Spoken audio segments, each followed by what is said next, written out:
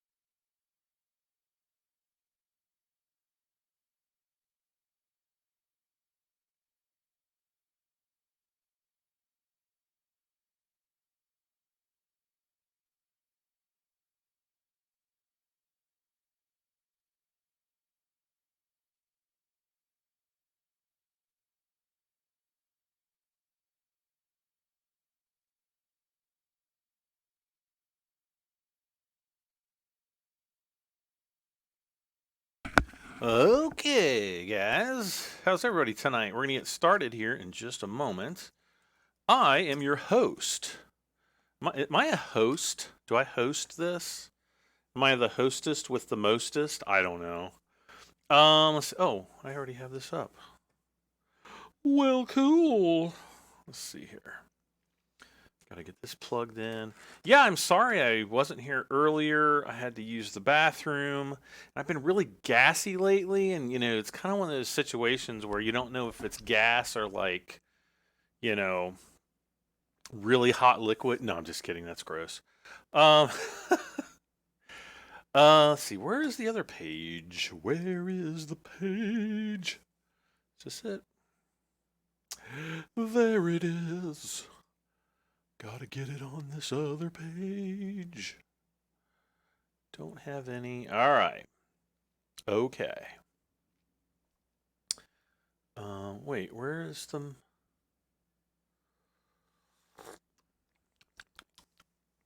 Is that alert boxes? No.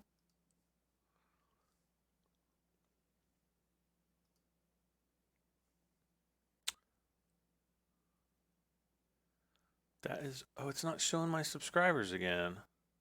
Oh, yes, it is. Yes, it is. Just coming. Oh, because I haven't had it... Okay, I got it. Okay, gotcha. All right, let's see here. I gotta get Farming Sim all fired up here. So how is everybody tonight? Let's see, who do we have in the chat room?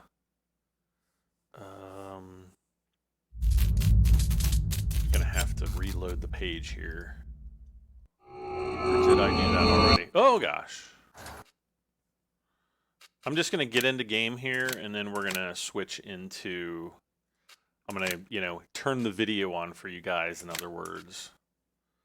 How's that sound? Okay. So let's see, who do we have here? Tactical Gamer 51, Noah Marientes, Mr. Brickite, Alan Vines. Hey, Alan. Anna Balefire. Hello, hello. She made breakfast for dinner. Noah, my day was good. Steve K. Hello. Random Channel. Hello, hello. Gaming with Gavin. Let's see, who else do we have? Squeaky 2008. Jeremy Burnett. I don't know why I made that sound. Kumatsu 53. And let's see, any more? Bailey Thompson. Any more? Come on, Matthew Hart. Welcome, welcome.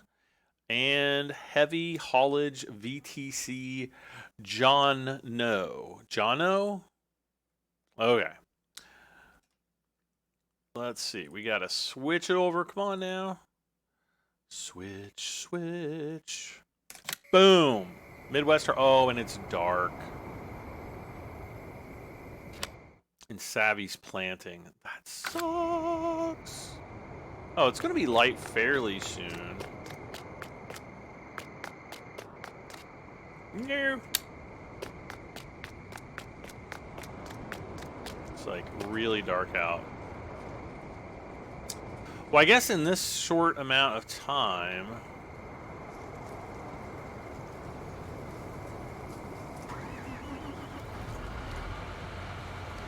We have the potato harvester here.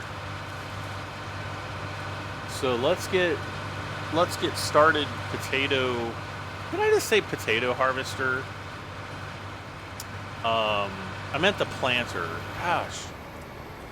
I swear I'm getting old. You guys didn't believe me, but maybe now you will. It's like, come on, brain. You know what it is? It's like I just got finished eating dinner, and I've got like the after dinner slow brain. Why didn't it just... Come on, man.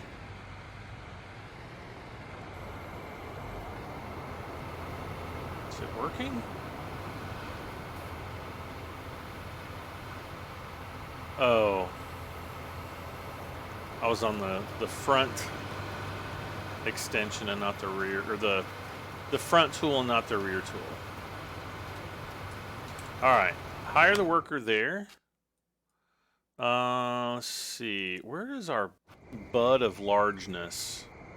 Oh, he's up here, I think.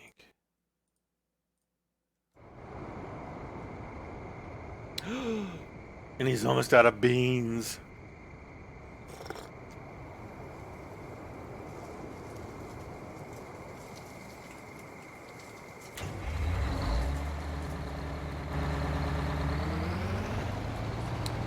Well, we are completely out of soybeans.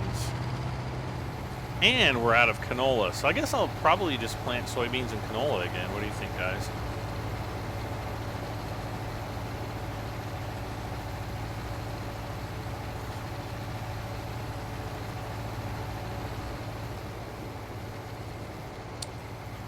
Come on. Unpack here. There we go.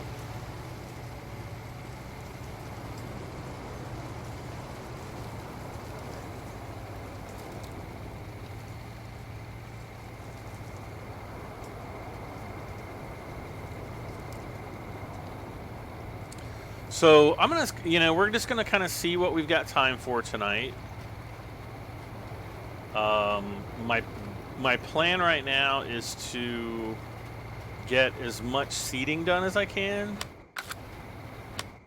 and then we'll kind of go on from there. Let's see. Canola.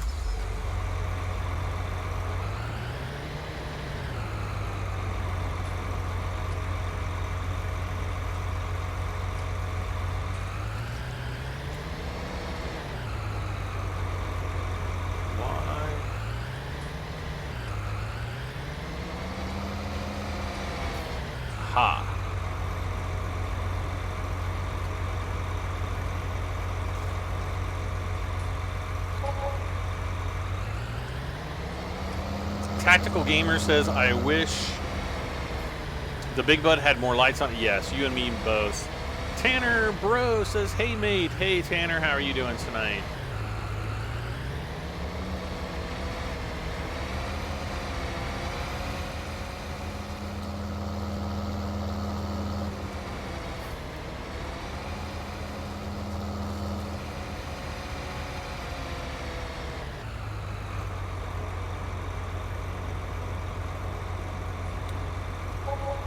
Okay.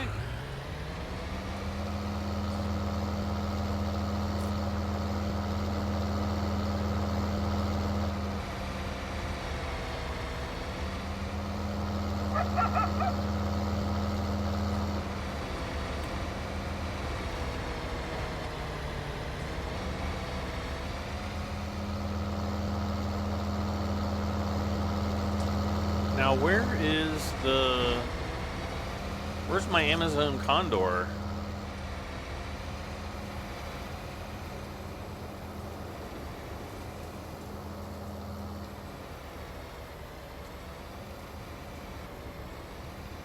Uh-oh.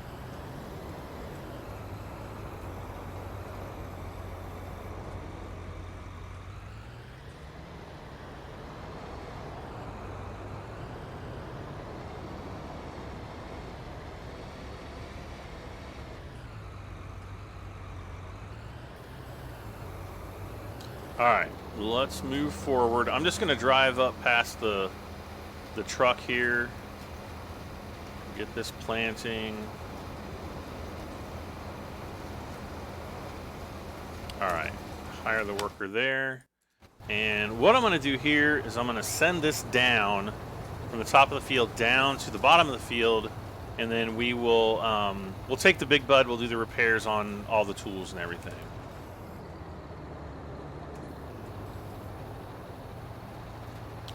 This in just a little bit more. All right. Yes, the John Deere tractor is a mod. People ask about it all the time. Yes, it is a mod. I have literally no idea where I got it from. What time is it in Ohio? It is 9:35 p.m.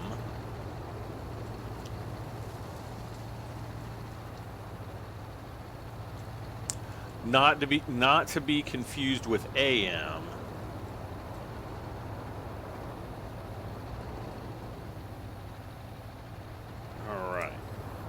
this.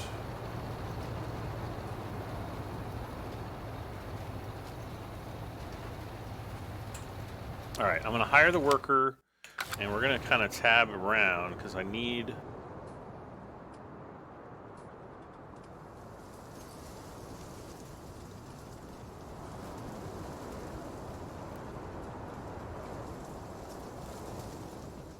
Oh, it's right here. Oh, here it is. All right, let's get it filled.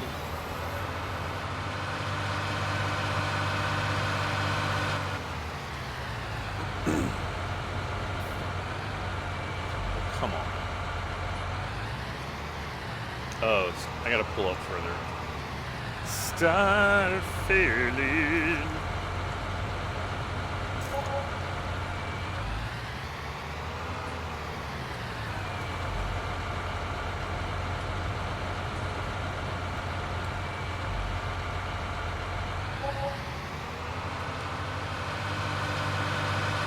Yeah, what's that time zone that's like half an hour before or after everyone? Is that Newfoundland?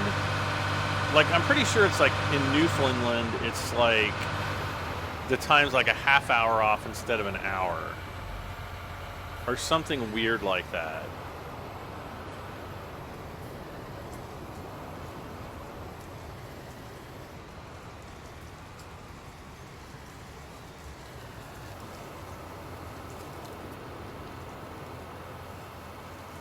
Oh, come on.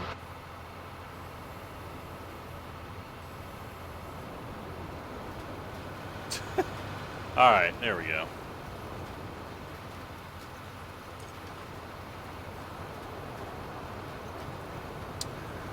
Jack Bait says it's 2:35 a.m. here in England. Just finished up work and thought I'd tune in. Been trying to catch up with the stream. So welcome aboard, Jack.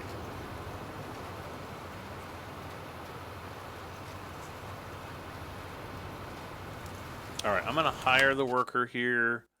The big bud is almost down here.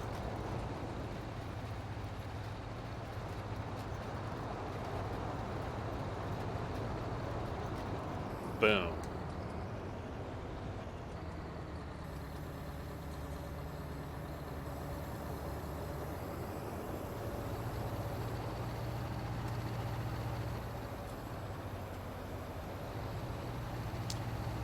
Is it getting light out? I think it's kind of getting a little bit lighter out. Yay! I can kind of see my fields now.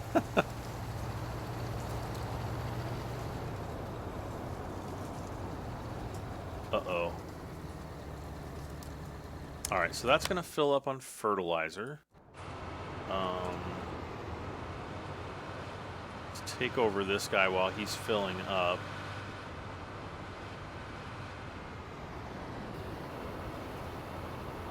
And I just want to kind of make the headland down here. Not just kind of. I'm going to make it.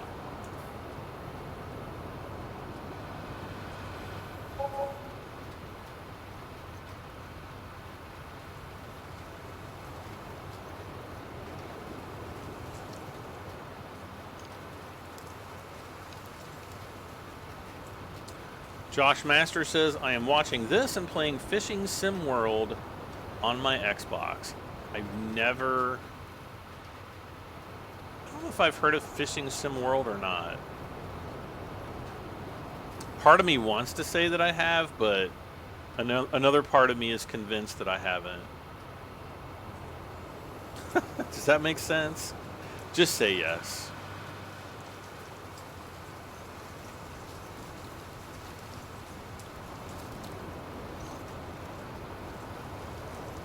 So last night, I'm sorry guys, I didn't stream last night. I had planned to, and then I got to playing Rebel Galaxy Outlaw, and I kept telling myself, okay, after I get done with this next mission, all right, now we'll hire the worker. After I get done with the next mission, I'll start streaming. It was a lie I kept telling myself for like 5 hours, and then I'm like, it's like 2 o'clock in the morning. I'm like, well, I guess it's too late to stream now. Oh, and sure enough, it was.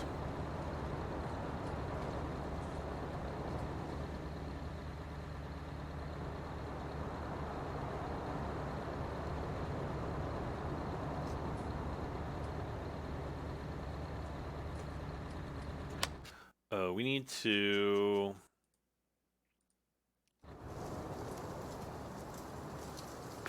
to do some work over here really quick. We'll just repair this up, spray it down, whatever. You're only human after all. I know, I'm only human. I guess I just needed a night to myself to, like, play a different game. Actually, I'm really enjoying it too. It's a lot of fun. And it's only $30, so it's like not super expensive or anything like that. And it's like spaceship stuff, so you know me, I love my sci-fi games. But it's not like as in-depth as Star Citizen kind of is. Like, Star Citizen's gonna be, especially when it gets closer to a full release, it's gonna be like deep. Alright. There we go.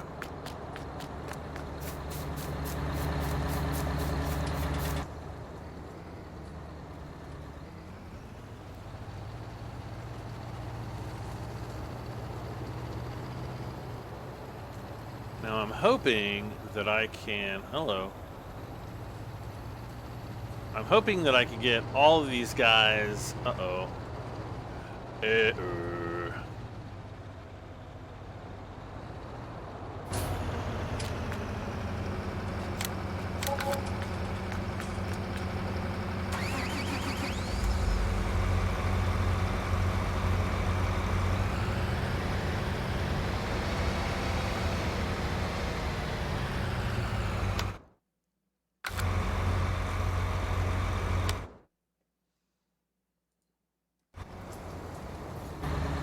Let's spray 2.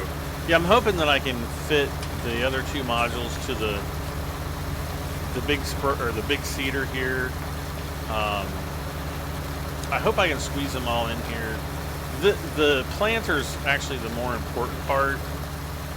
The Seed Hawk doesn't like wear down as quickly, but the planter portion, or the seeder portion, which is the part that I'm spraying right now, that actually does. So you do have to make sure that you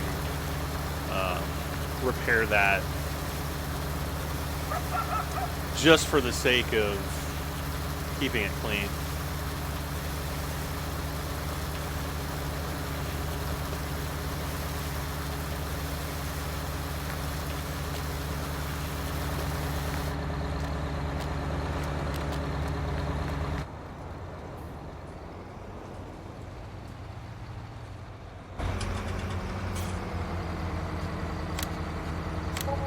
See how it's like less than half?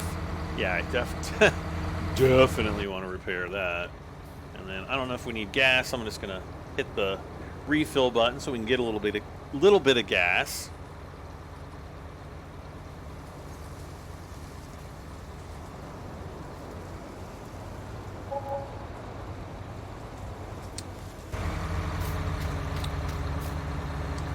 And the seed card. Okay. So we are all good to go now, so let's go ahead.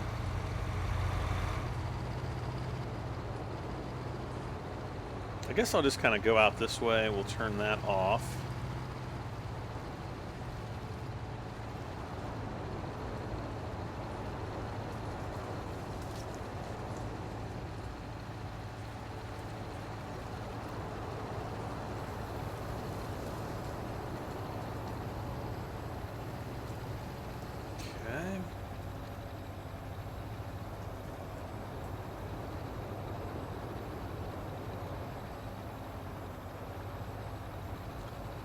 gonna guess we gotta go right about here.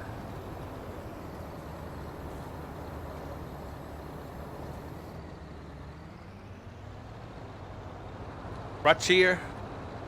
Right here.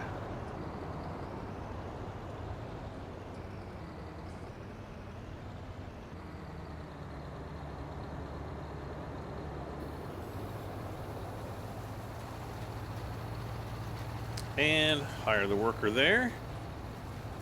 All right, so next we've got this guy to do. Okay, let's go. Okay.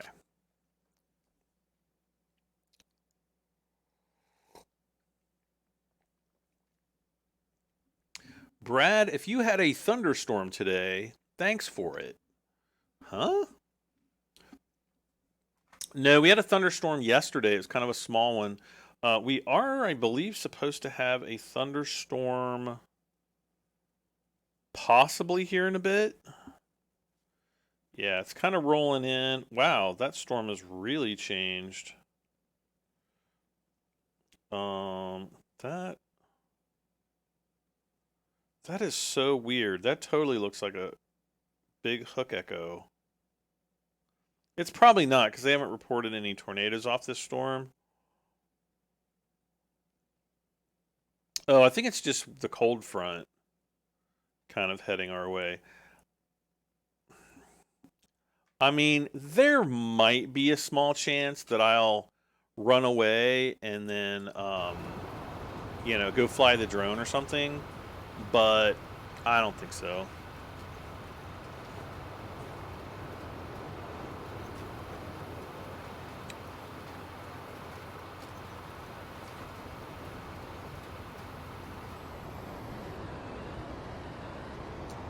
All right, so I'm gonna fire him.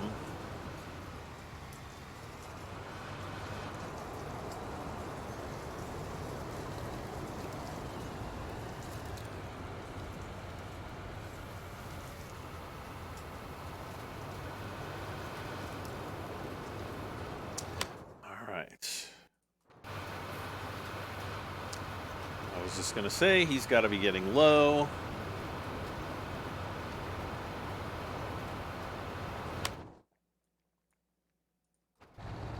Okay, so we're up top here. So now all that I really want to do is just go in a big old circle.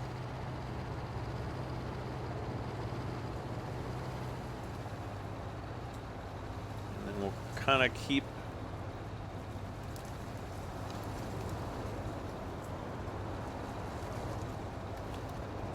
Here we go.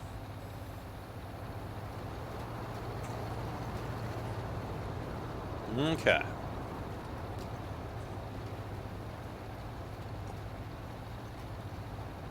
Spy versus spy. Hey, hey, hey.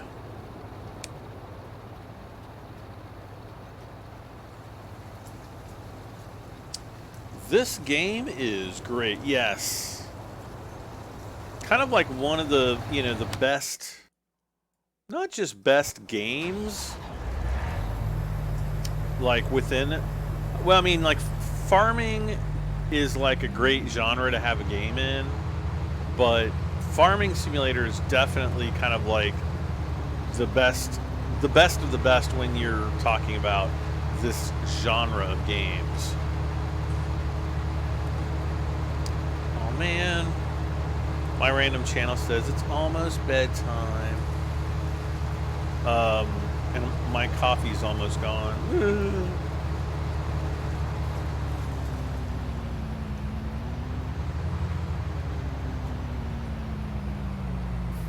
But that's okay, because I'll probably end up staying awake all night again, like I did last night.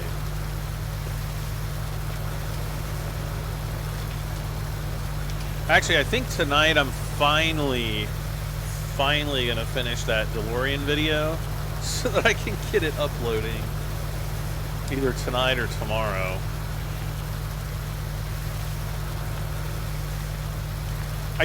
There's just like all this other stuff that keeps, like I keep getting distracted.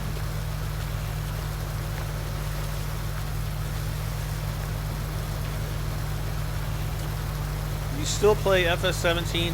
Yeah, when the new versions come out, I get the new versions and I never play the old ones again.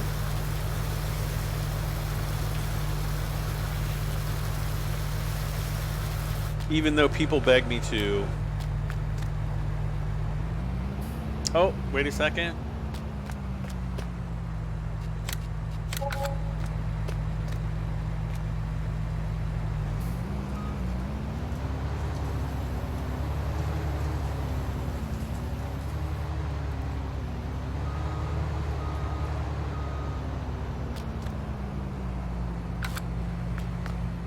No.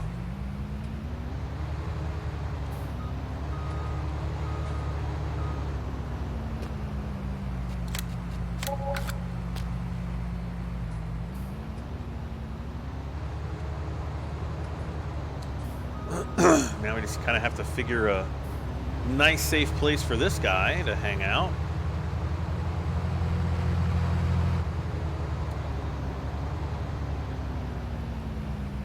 Maybe kind of right around here. Okay.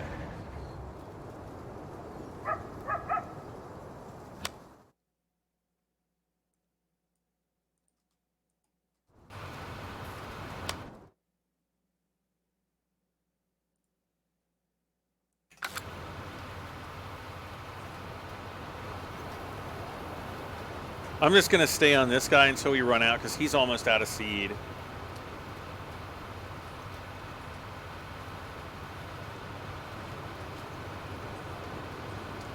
Don't buy the case harvester. It sucks. I'm assuming you're meaning to say hands down.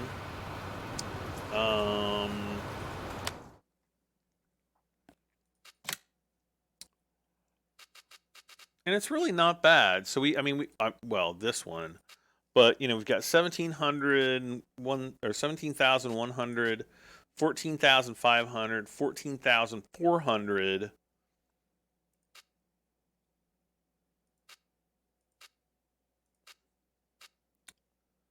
And then 14,100 with the John Deere. Now with the case, the operational speeds of all three of these are exactly the same. So they're going to be like, what, 7 miles an hour or something like that. Even if we go to the headers,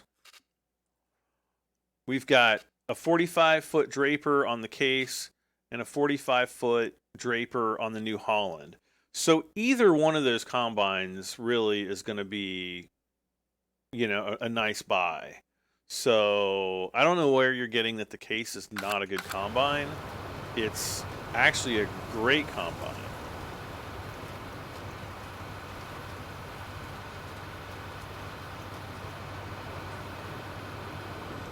Jack Bate says, I'm wired on coffee at the moment. Ended up on a 12-hour shift, which wasn't expected. Oh,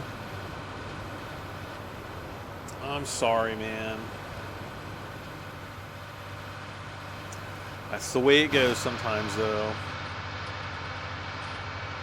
Alright, so we'll start off with the front seed bin. Hopefully here in about 10 minutes, though, it'll start getting a lot lighter outside, and we'll actually be able... Ooh, I can actually kind of see the trees over there in the woods. So, you know, coming up to 6 a.m., especially up to 6:30, in the game hours, it's gonna, you know, really, it's gonna get light out. So.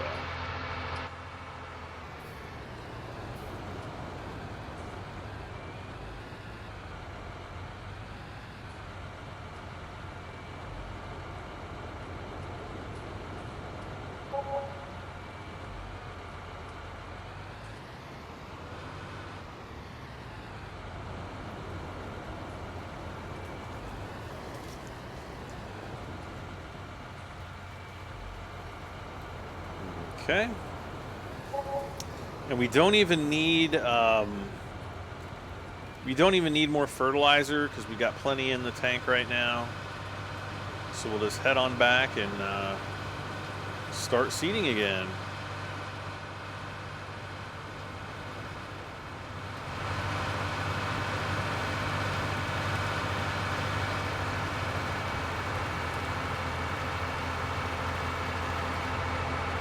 We need the PDA back. I do kind of miss the PDA from FS13. I don't think 15 had the PDA. I think it was 13. I do kind of miss that though. But the new interface is definitely less cluttered. And because this interface is kind of semi-transparent, I actually, in some ways, I do like this. I actually, Farming Simulator 19, I think, has the best interface of all the farming simulators so far.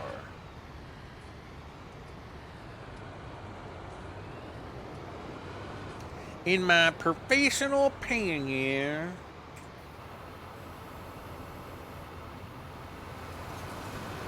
Uh-oh.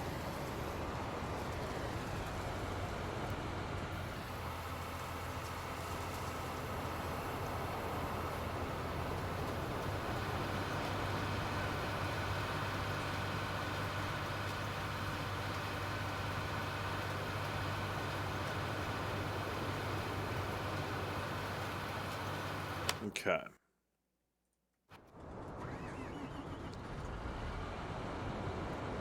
You guys thought, uh-oh. You guys thought I was going to forget this guy, didn't you? Uh-huh. Yes, you did.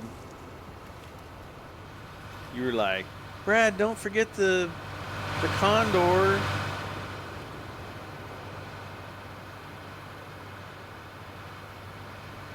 And I was 12 steps ahead of you, only because I was in the 12-step program. It still hasn't worked. All right, come on, pull this around. Uh-oh. All right, hire the worker. How we doing up here? Doing great, it looks like. Looks like we're going to have to peel off the... Well, I don't know. We'll see. We'll see how things turn out. I used the seed runner auger wagon to bring me seeds out to the planter. I guess you can do that.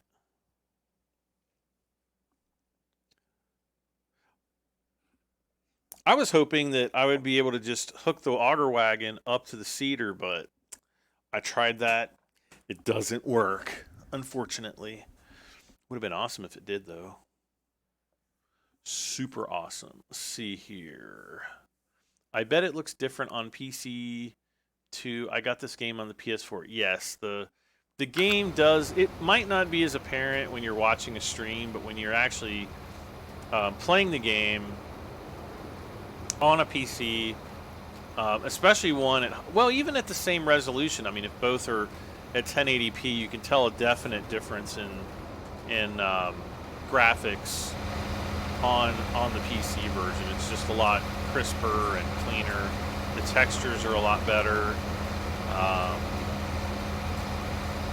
Yeah, definitely better. Overall, it's a better gaming experience on PC.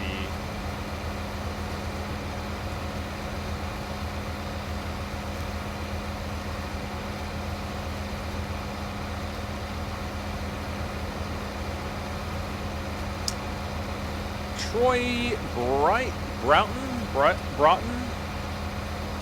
Welcome aboard, Troy.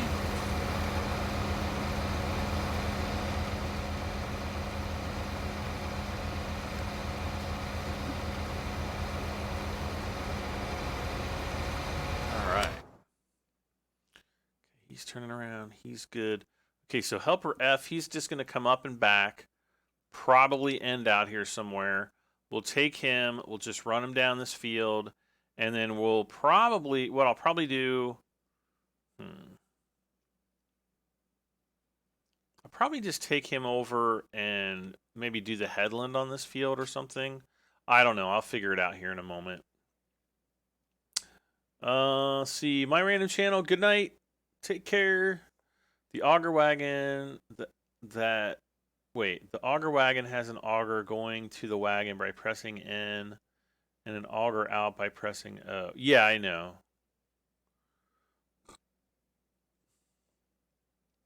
But I wish that, whoops, I wish that there was a way. Let me see here. Yeah, the little seed runner. It doesn't have a connection at the back for another trailer, and my hope was that I could connect this up in between a tractor and a seeder, and it could just like dump directly in, but you can't do that.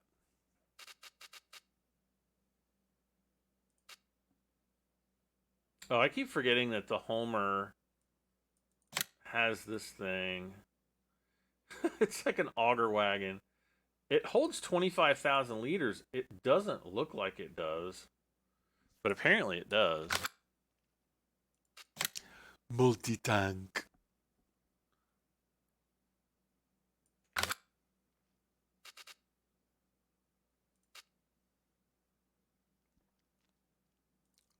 Wait, is this the seed tender I'm thinking of?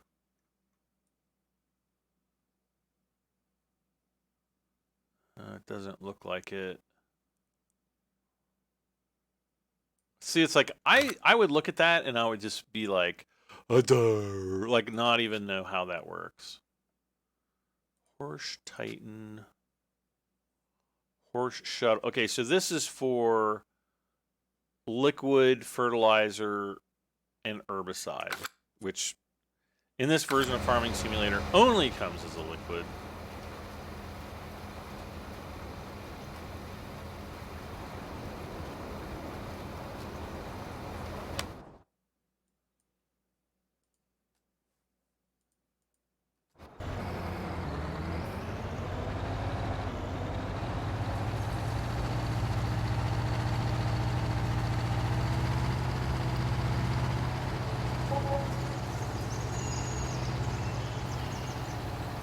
Alright, so we're just going to go up this way.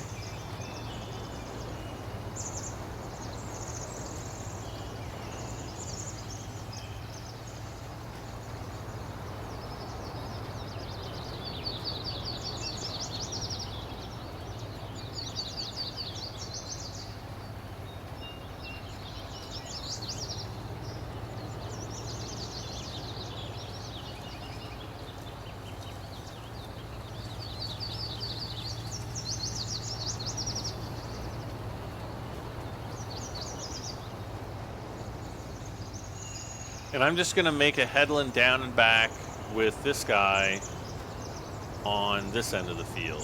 That way,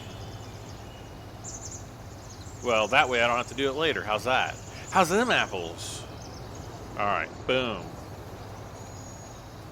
Hire that worker. Okay, so this guy's done.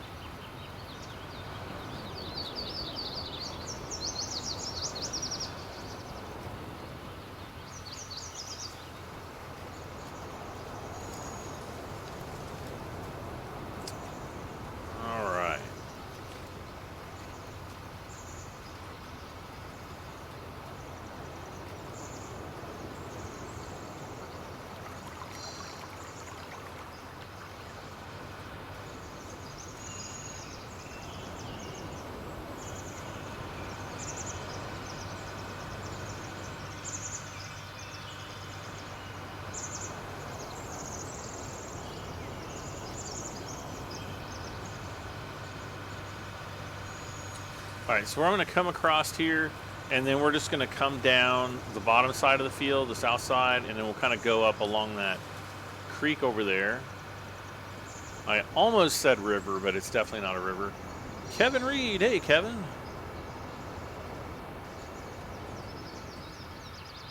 I don't know, Kevin. You may want to wait to plant your farm because I am about halfway done.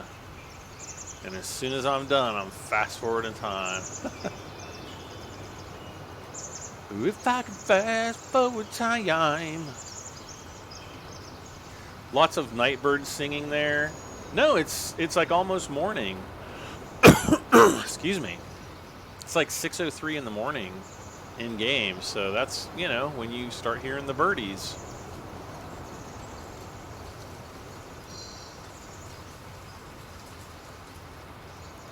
Of course, like typically when you're out in the middle of a field, you don't really hear that many birds, but yeah.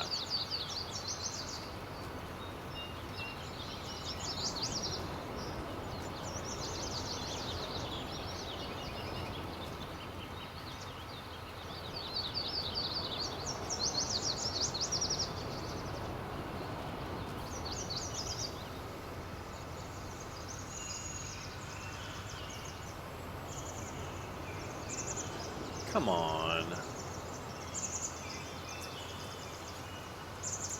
I'm getting stuck on the guardrail right there.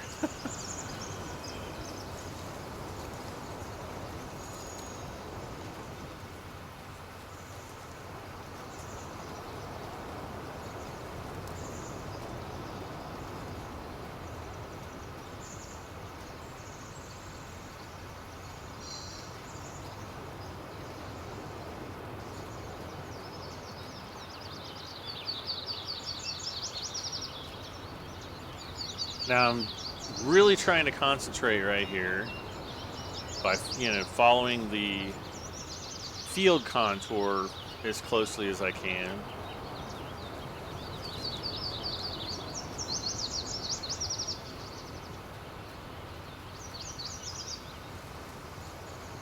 Gosh darn it! You had to like point the birds out, and now it's like, now that I'm hearing the birds, it's like I can't unhear them.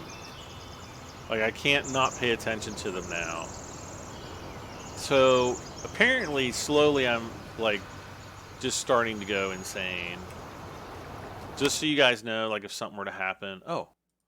Alright, let's, we'll make a 270-degree left-hand turn.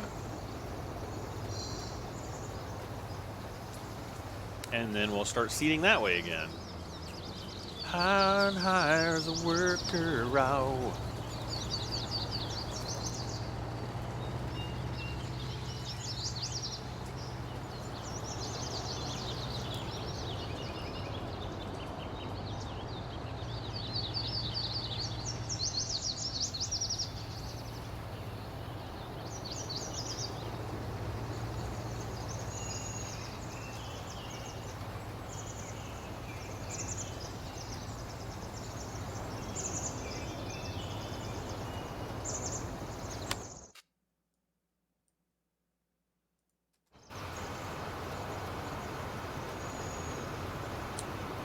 So he's halfway empty, or half full if you're an optimist.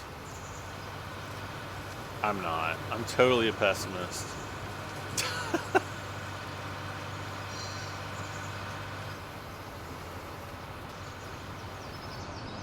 Braden 73, the eternal pessimist. Alright, so... What?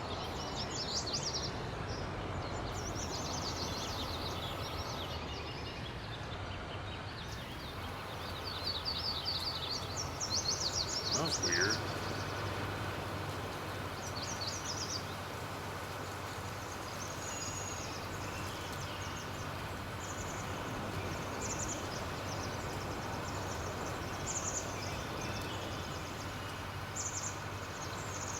It's like I was putting the planter down, and it was just kind of kicking it back up and turning it off again. Oh no! Look at what we've done down here.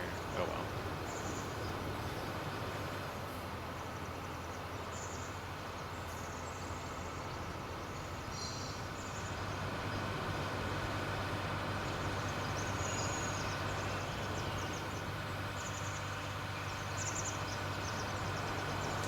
A bit dark. Well, yeah, it tends to be that way at nighttime. It's going to start getting light here pretty soon in the game. Not soon enough, but pretty soon.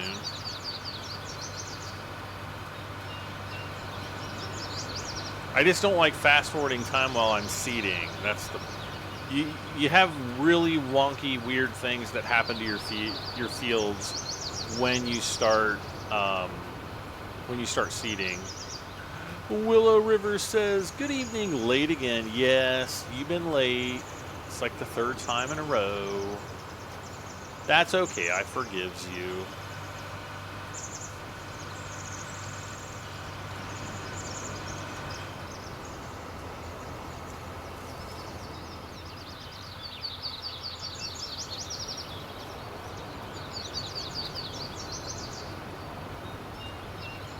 Okay, hire the worker. All right, how are we doing up here?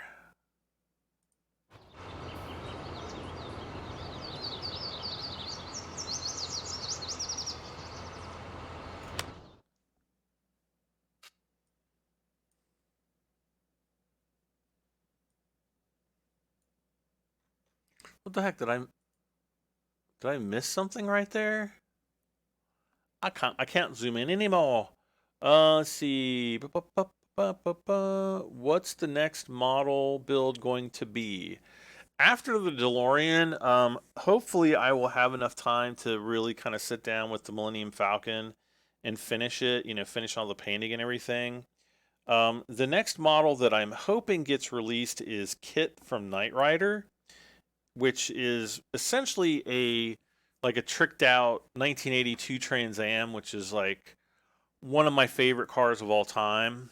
And so if they did a test run in France, actually, I don't know why they did it in France. Maybe Knight Rider is like super popular in France.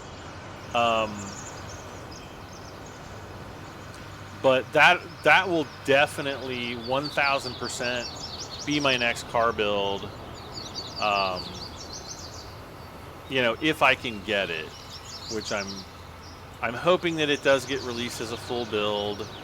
And I freaking love Kit. I love Knight Rider. If I could actually find like a nice Kit car, actually there was like a guy selling a 1982 Trans Am Kit. I think he wanted around $20,000 for it.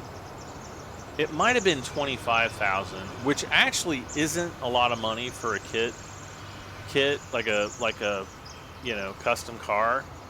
But it had a lot of like the body pan was like rusted out. It had like a bunch of rust issues. The car, especially the chassis, would have had to have been majorly reworked, and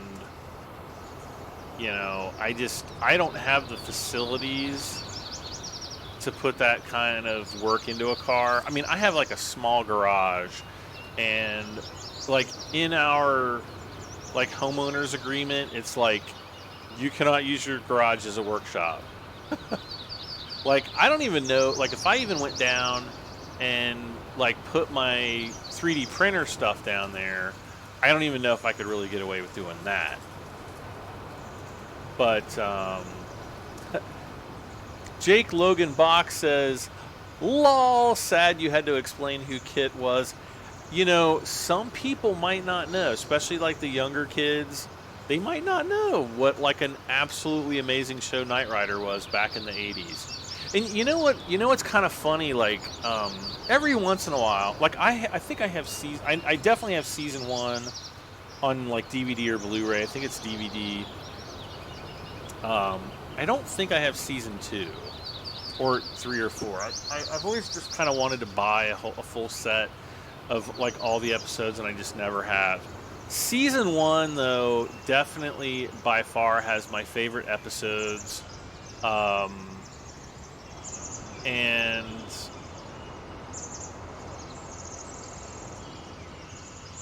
the funny thing about Knight Rider is, if you what the heck is he doing? If you go and you watch the show, well, actually, like having grown up during that time when you actually watched it, on TV like every week, because they didn't really have reruns back then. They did have reruns. They did have like syndicated older shows, but you know, it was like Star Trek, and you know, it was always on like at midnight or something. So you definitely, if there were reruns, you know, you weren't watching them. And there were, you know, it's kind of like before cable TV was everywhere and all that kind of stuff. The 1982 Trans Am was a car that was kind of light years ahead of, as far as looks, was light years ahead of like other vehicles on the road in, you know, 1982, 1983, which is when the first season of Knight Rider was airing. You know, you had, you know, cars from the 60s, cars from the 70s, and of course, you know, the first couple years of the 1980s. And the 1983 Pontiac was something that just looked like, it just looked like a spaceship or something. It was really sleek, had really good lines. I mean, it was really up there with the Lamborghini as far as like, you know, a car that just looked like something out of the future.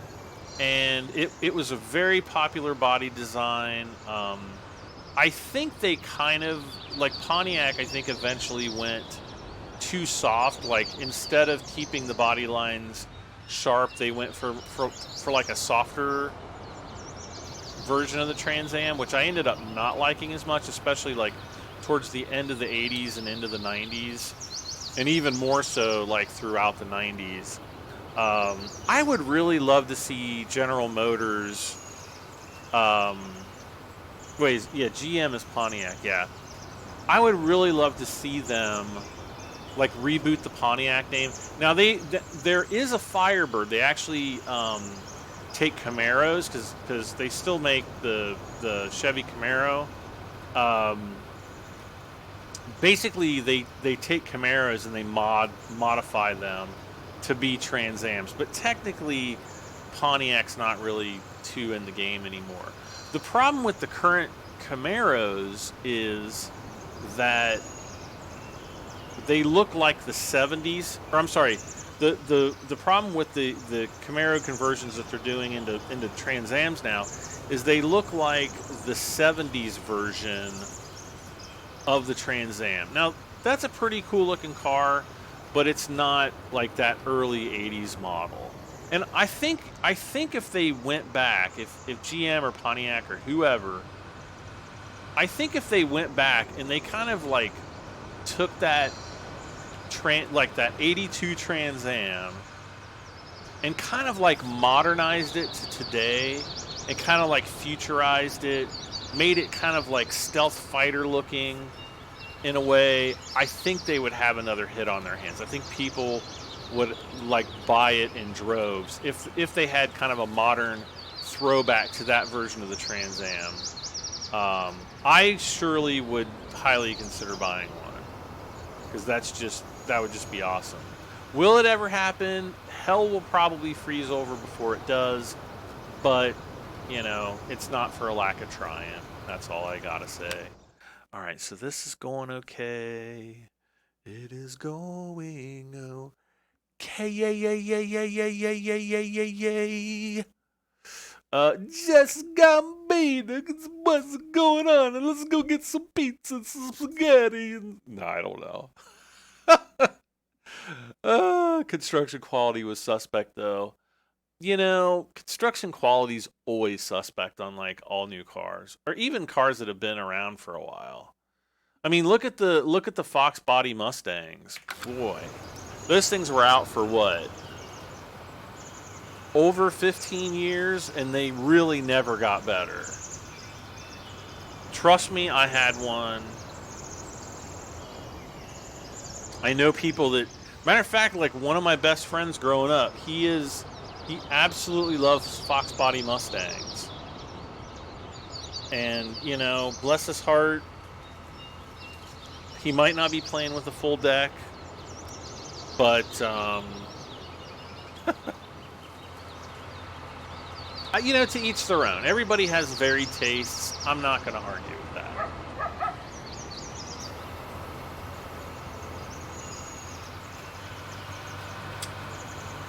Let's see. Aerodynamic Starship cars are cool. That's right, Jennifer.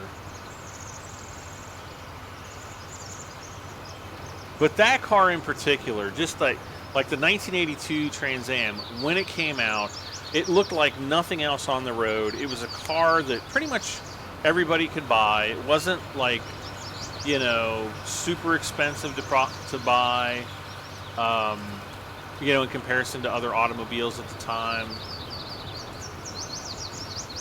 Because I want to say that their starting price for the low end, like the lower end version, was around $9,000, and for the higher end version, it was around $11,000, maybe $12,000 at the most. And that was when kind of like the average car on the road was probably around $7,000, like $7,000 to $8,000. So, you know, unless you went for like a luxury car, like a Ford LTD or like a Lincoln or like a Cadillac or something like that, then you'd probably be looking in the mid 15,000s or so. But I mean, for the price, it was a very affordable car. The black models did sell very well. As a matter of fact, like, they actually had people that wanted like the Knight Rider bumpers and the Knight Rider dash on their cars, like from Pontiac. You know what I don't think I've ever seen in the history of ever. I take that back. You do have like the official Jurassic Park Jeeps, because, you know, like Jeep actually came out with like the Jurassic Park version of their Jeep, where you could go and you could get it exactly like it was in the movie. But aside from that, like, that's the only one I can really think of where you could actually get a car that was kitted out, haha, like it was in a movie or a TV show. And I think at the time, if Pontiac had actually gone to NBC Universal and said, hey, let's design a car together, and they actually made like a kit car, like a Knight Rider kit car, for that you could go to a dealership and order or buy. Oh my gosh, that would have been, I think they would have had like an amazing car. They would have had an amazing, now obviously it's not going to turbo boost and all that kind of crap, but if they just had the car with all the buttons and lights and bells and whistles and ding dongs and lights and hoop-de-doos and whatever, they could have made, like, even if they sold it for like $20,000, that thing would have sold like hotcakes. I would have bought one. I would have sold my soul. I'd have been like, Harvey Weinstein, touch me in inappropriate places so that I can sue you. And no, that's terrible. I should. That's absolutely awful. But you get what I'm saying. Like, it would have been like just an absolutely amazing experience to buy that car and even to dream about it, because you know that, like, you know, as a little kid, you know, one of your neighbors would go and buy one. But it was not to be, probably never will be to be. And yeah, now they're actually, I don't think it. There was a company. I know Rob Lewisell actually had a company building customized kit replicas. They actually had a like, you could bring them a car and say, you know, make it into kit. And then I think it would cost you around, I guess depending on the condition that the car was in, probably anywhere from like maybe $35,000 to $50,000. And then they had like another option where it was totally like a turnkey thing. They actually supplied the car. It was a car that they completely took down all the way to the chassis, redid everything inside the car. So essentially you were buying like almost a factory, you know, new or refurbished car. And, you know, so there was no rust, no nothing. But, you know, I think those cars sold for around $75,000 or $80,000. But they were beautifully done. And I think Rob Lewisell actually made the best kit replicas. He's made the best kit replicas I've personally ever seen. But anyway, let's kind of continue on here. Let's see, we are almost out of cottonseed. Let's see, Kevin Myers, how you doing this weekend? I'm doing pretty good, actually. Kevin Reed says you could get the same look of car from the dealer that was the Smokey and the Bandit. That is true, but that wasn't like a special. They kind of did, actually. Pontiac, I think, kind of did do like a Smokey and the Bandit version, where you could get like a number, like they actually had like numbered editions, and they might have even had plaques that had like Burt Reynolds' signature on it. I want to say, I might be wrong about that, but it seemed like they did. All right, so the Cedars are still going over there. He's still working up here.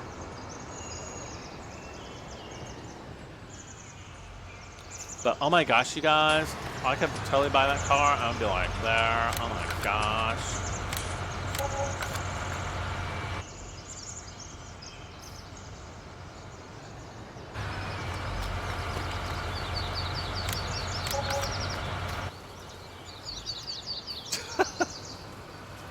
Like seriously, if there was one car that I would absolutely love to have, it would be there.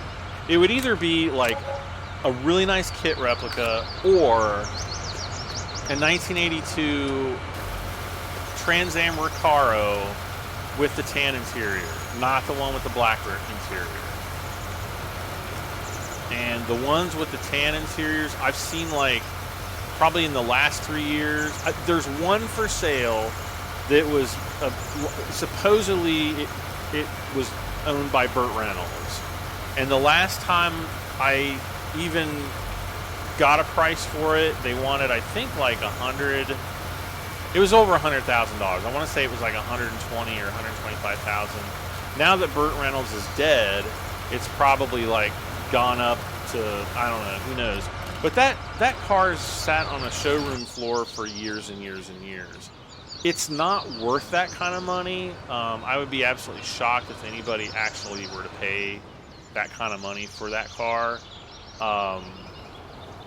You know, even with its like supposed lineage, Burt Reynolds never really drove it. You know, it was one of the cars that, you know, Burt Reynolds. Because basically after Smokey and the Bandit, the owner of GM essentially promised Burt Reynolds would have like I guess because once they did Smokey and the Bandit, the sales for the Trans Ams just like probably quadrupled and made GM like millions, if not billions of dollars. And so essentially GM promised Burt Reynolds a brand new Trans Am every year for life. And then I think the guy that made that deal with him, that made him that promise, died. I don't know if he died or if he just like retired from GM. And the new owner came in and was like, yeah, you're not getting the free Trans Am anymore. And he was like, you know, but they made the deal, and they're like, that's with the old guy, not with me. That would suck. So yeah, they kind of shafted him out of that, but not a huge deal. I'm guessing. All right, I'm just gonna pull this guy right up here, right here. All right, so it's definitely getting lighter now. Oh no!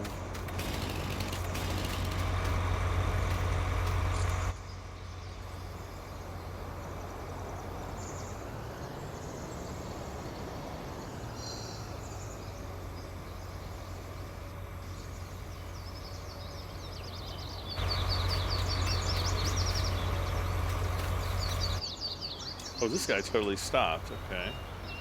Oh, no! It's out of fertilizer. Really? That's why it stopped. All right. Well, then.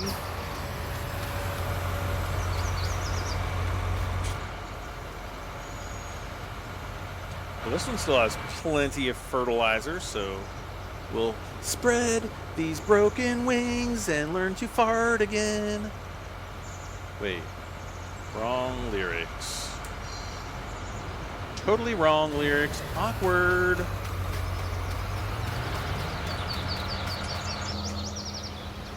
Wow, cool. Let's see, didn't Volkswagen do a Herbie version on the new bug a few years ago? Yeah, they kind of did. It was like, yeah, I think they did. I don't know if that was straight out of Volkswagen though.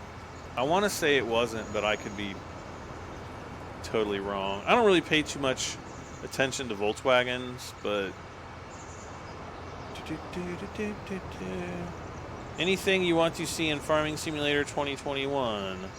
A new graphics engine that doesn't suck, and better multiplayer, and orchards, and let's see what else.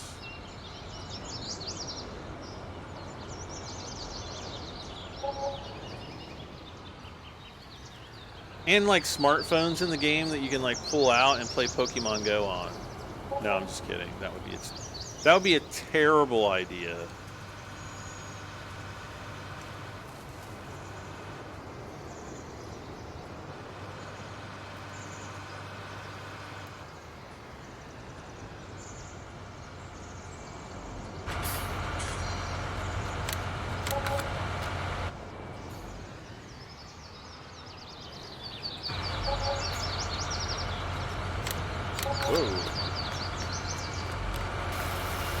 Oh, that's why he ran out of seed so fast. Jeez. Should have come and given him a spray off, I guess.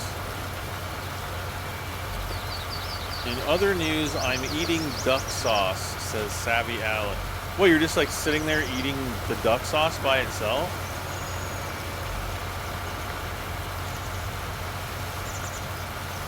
I'm pretty sure Savvy eats paint chips too, so, you know, the lead-filled ones.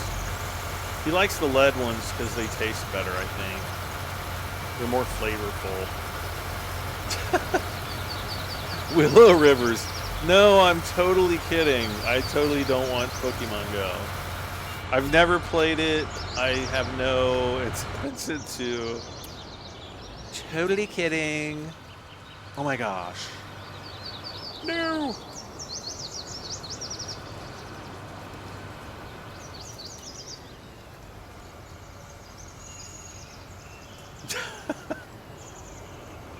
I bet Giants could make like $1 bazillion though. Like the special farming Pokemon that you could only get from playing it in Farming Simulator.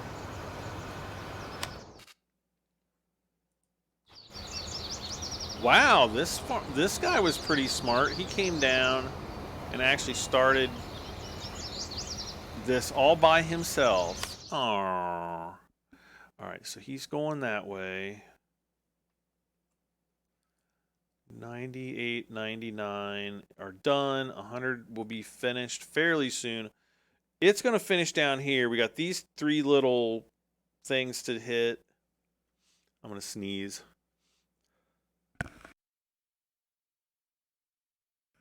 Okay. And we'll hit those. We'll come back. We'll get everything else done.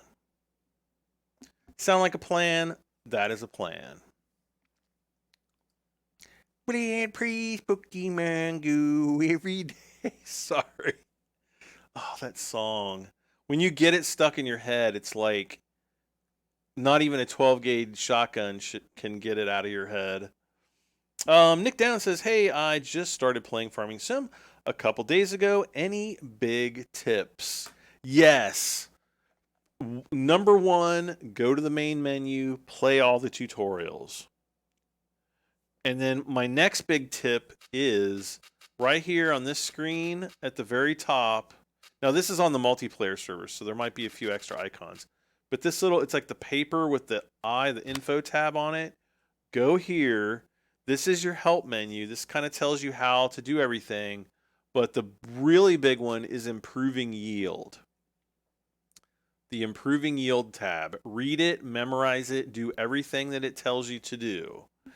And learn how to do it. So spreading fertilizer, liming, removing weeds, plowing. Those 4 things. Basically, when you do those on your fields, you double your crop yield. Meaning that instead of like 100,000 crop, 100,000 grain of any crop, you're going to get 200,000. So, learn how to do all this stuff.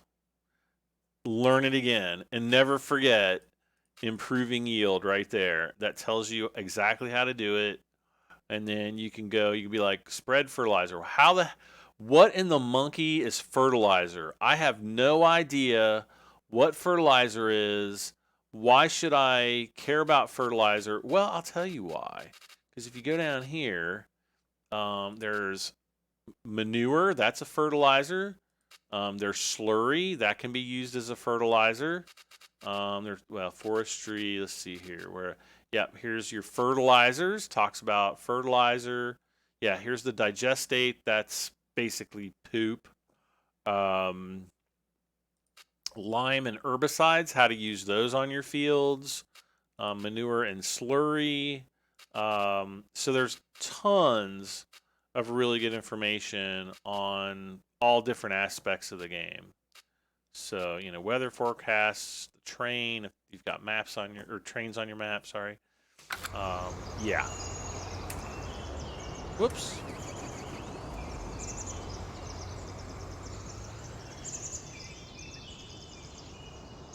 Those are my #1 tips right there. That'll help you way more. And, the tutorials as well. A lot of people just go into the game and it's like they never even see the word tutorials. Like I remember one time, this is several years ago,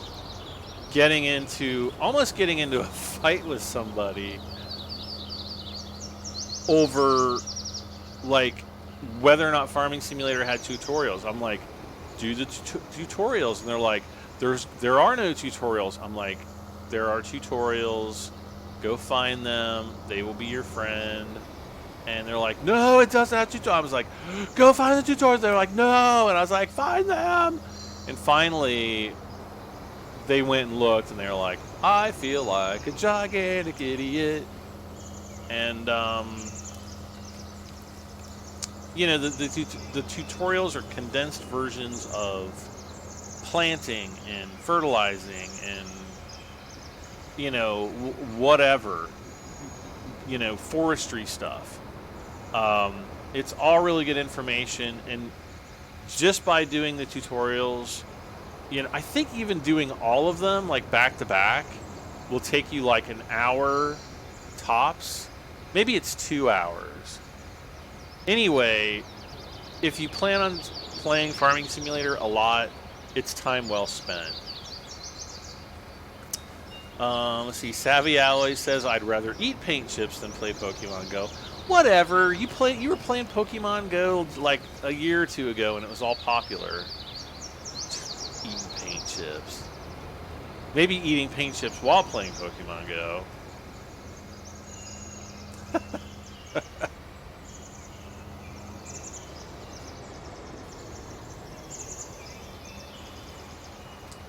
Alright, so we'll go down through here, get this part of the field. We'll be done with this part, and then, oh no.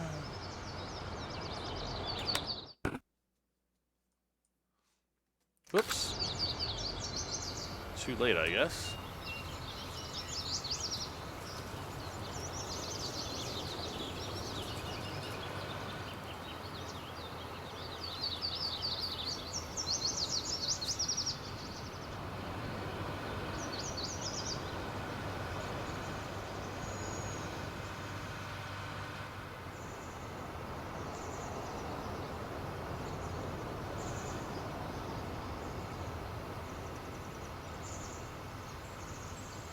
Gotta get them snacks. What?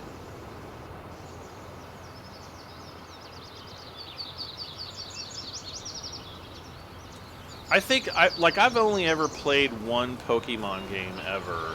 I never played the card game. Actually, I used to work for Electronics Boutique years ago, and we sold the Pokemon cards like crazy.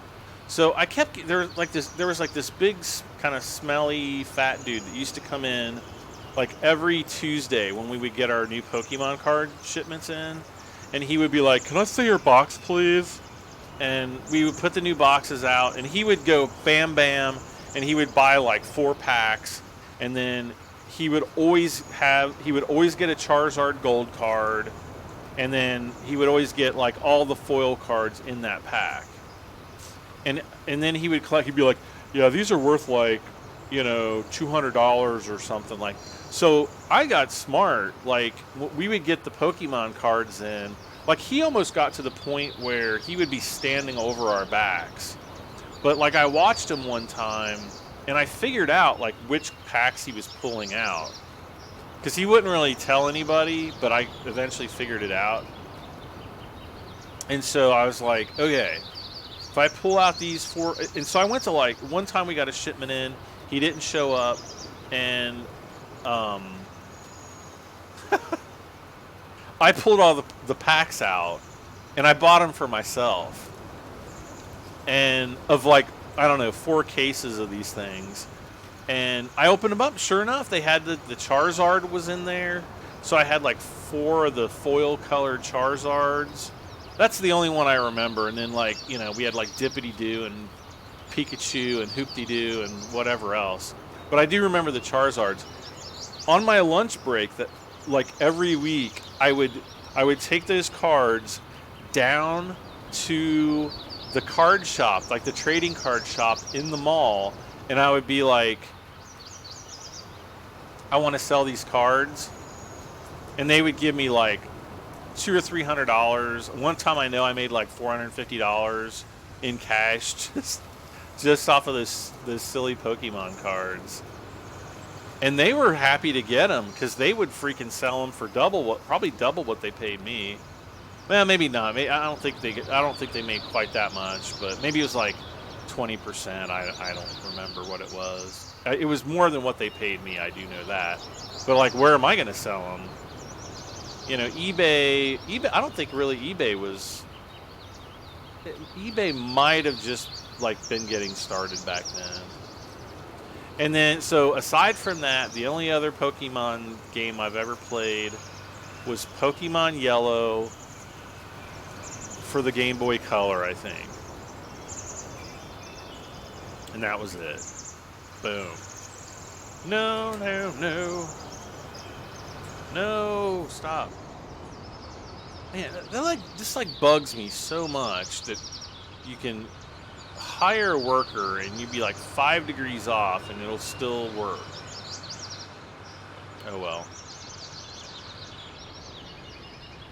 But yeah, that guy would get really mad at us, like he'd be like, "When do you get your Pokemon cards in?" He didn't really sound like that, but in my mind, he did. And I'd be like, they came in the other day, man. People have already gone through all the boxes. He'll be like, "Oh, shucks. Well, you have a good day, kind sir. Tweedledee." And then, I don't know. He would float out of the the store. I'm totally making a lot of that up. Oh my gosh! See, we already have crop growth.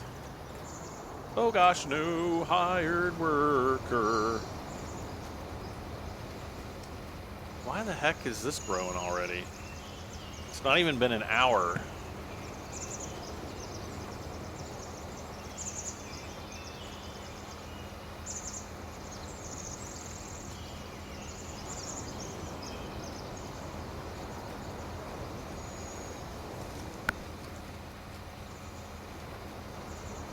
Jennifer H. Hoop-dee-doo, yes. There was Pikachu, Hoop-dee-doo, and I don't know who. I don't know these things. I'm not an expert on Pokemon. Pokemon.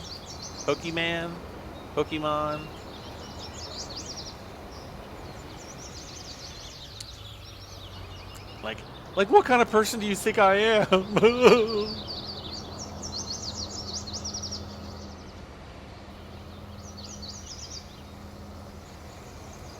I just remember that the foil Charizard card was like the one to get. Like if you got that card, that one was worth like the normal, maybe like the normal Charizard cards were worth like maybe 60 or 80 bucks, but if you got the foil one, which was even rarer, then that one was worth like a few $100 or something, like I don't know, 200 bucks or 150 or whatever it was worth a lot more. It was worth my time coming in on a Tuesday morning to, you know, inventory the Pokemon cards when they came in. My boss, she used to get mad at me. She was like, "What are you doing?" I'd be like, "I'm going through the Pokemon cards." It's like, I was in flight school. I needed the money.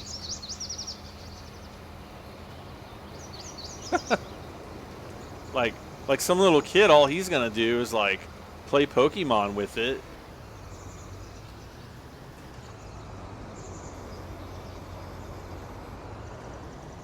All right.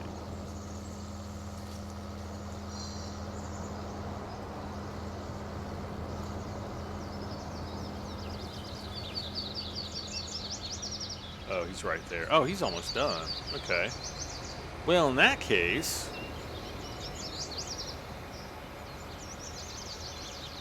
Anthony Krukowski says, "Hi, Brad. What did I miss?" Not too much. We've just been planting seeds, so we're almost done.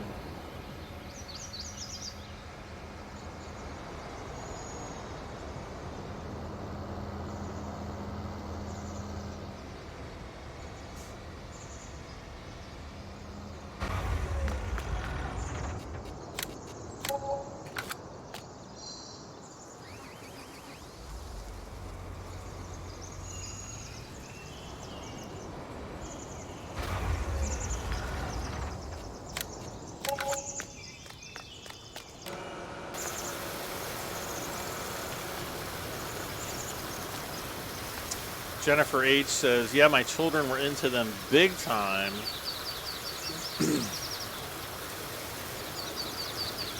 I'm so sorry. I hope you were eventually able to sell them all for more than what they were worth. Probably not. Your kids probably destroyed them. I could remember, though, like, sometimes I would go down to that trading card shop, because they had tables in there. Like, people would play Magic the Gathering and, I don't know, Pokemon and, I don't know, whatever other card games there are like that. And you would actually have people playing Pokemon cards with, like, cards in plastic. So they didn't have they would have these big plastic decks of cards. And that's what they would play Pokemon with. And I was just like, you gotta be joking me. And nope, not joking, not a bit.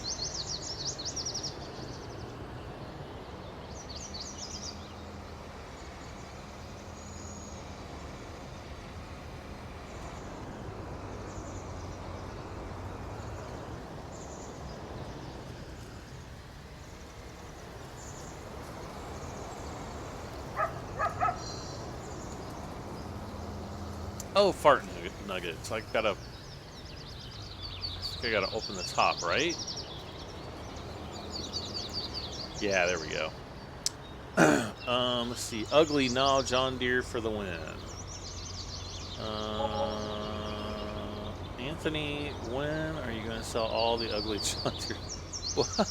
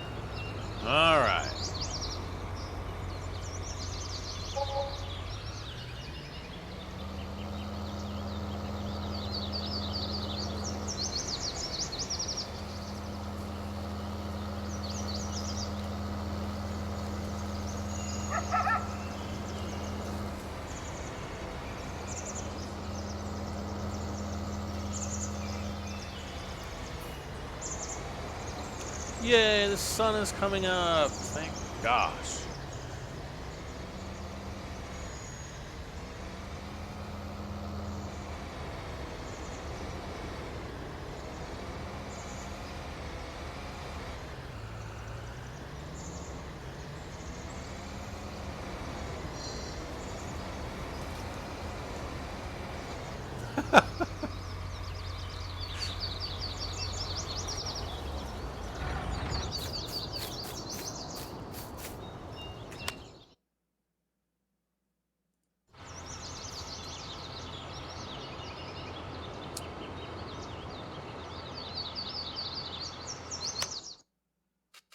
Okay, we don't technically have to do any weeding yet.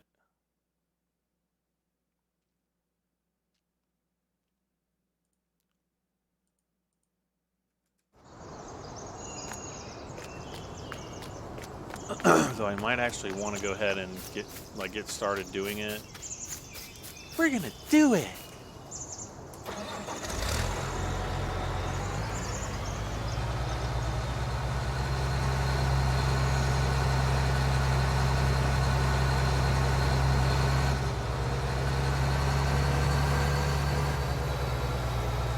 It's gonna be really tough to see where the weeding spray needs to go on this, like anywhere where it's already planted. It's gonna be tough. Actually, over here won't be too bad.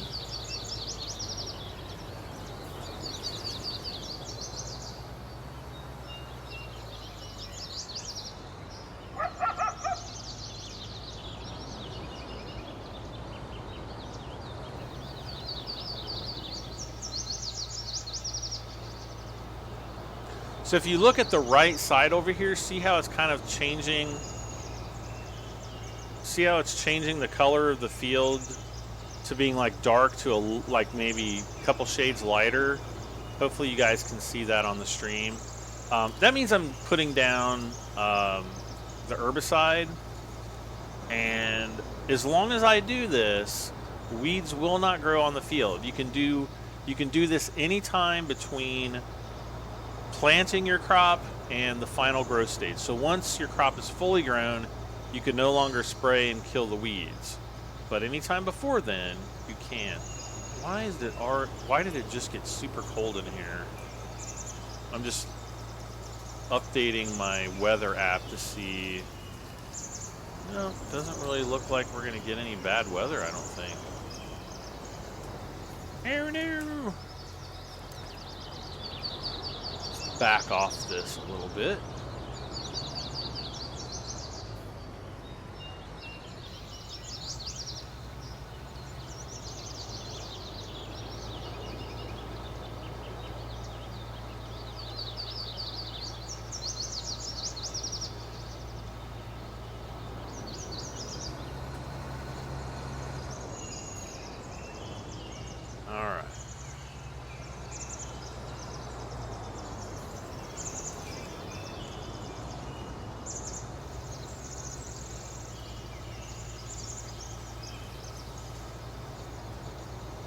Now, I always know that this field is basically twice the width of my boom here.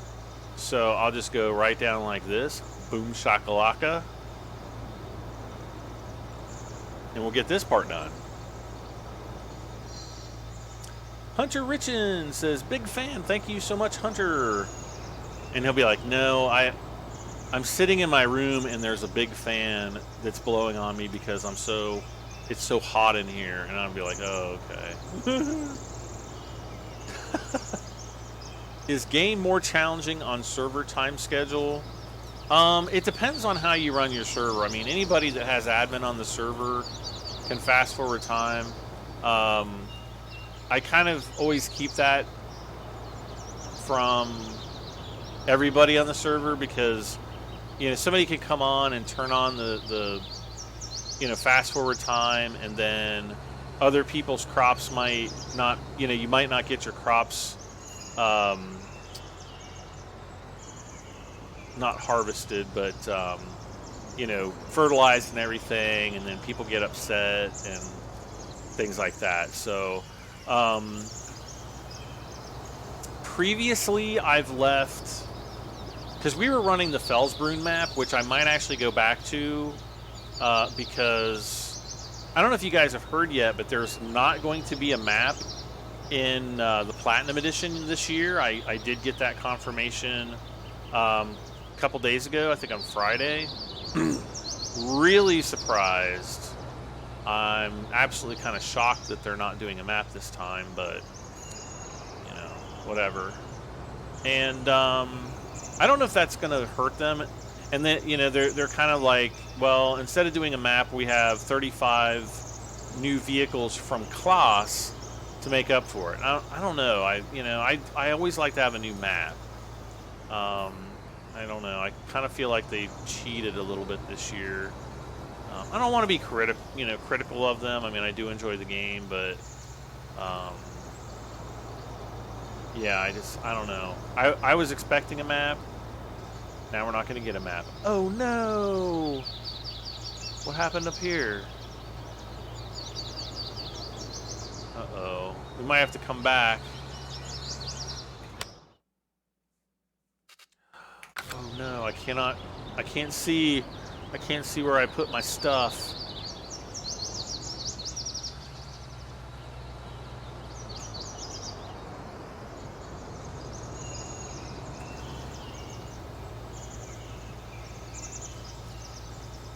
I'm gonna just kind of spray this down where I think I might need to spray it, and then we'll kind of call it a day on this farm. Okay. Now,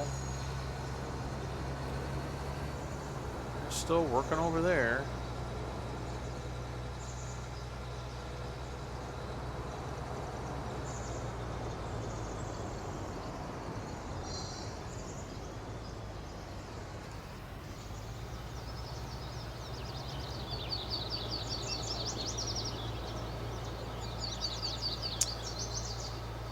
Let's see. Anthony is back in Tennessee tonight. I thought you were home for good. Let's see. Dion Cross. Hey, Dion. Long time no see. Let's see. The map they gave us with it, you didn't like that map. The last map they gave, well, that was a terrible map. I do like the new American map and the new German map. The only thing I don't like about the American map is it's like garbage everywhere.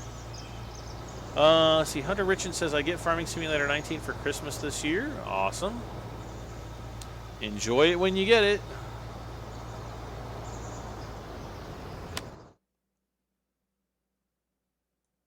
So yeah, as soon as he's done, I'll go ahead, fast forward time, and see what Savvy's doing over here. Savvy is... I don't know what the heck he's doing. Why is he not liming his field? Maybe, I guess he's just driving across the field. I don't know. I can't really see what he's doing.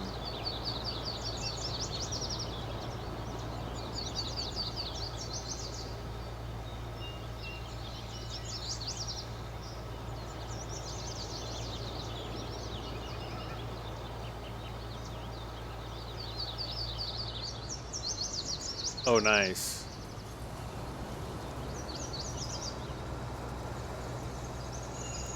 I'm really going to have to pay attention going down the field this next time.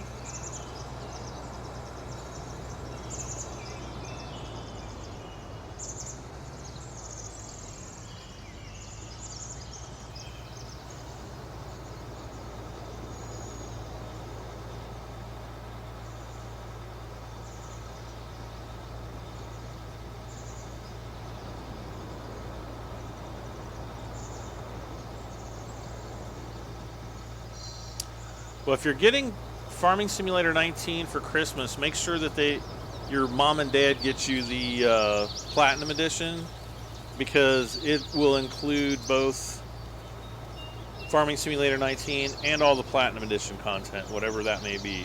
Gamescom starts on the 20th, I believe. So what is today? Today, like the 18th or something? Yeah, today's the 18th. So I guess that starts on Tuesday. So we should have a lot of news coming out. Hopefully we'll also get some big updates on construction simulator. Hopefully there'll be a new version for PC out, and not just a mobile, like a mobile version. And so, hopefully, I'm just keeping my fingers crossed that they announce something. I know that there's some kind of big construction simulator announcement. Aside from that, I don't know what it'll be. It could be that we hate construction simulator and we're never making another one ever again. But I don't think they will. Porterhouse 99, hello, hello. All right.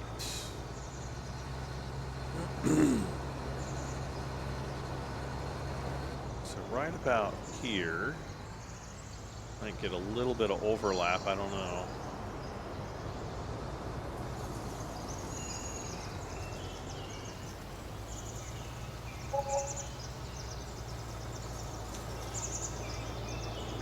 A great demand for eggs. Ooh, hold me back. All right, so these guys are pretty much almost done. Actually, let's I can stop him for just a bit so we can finish this up.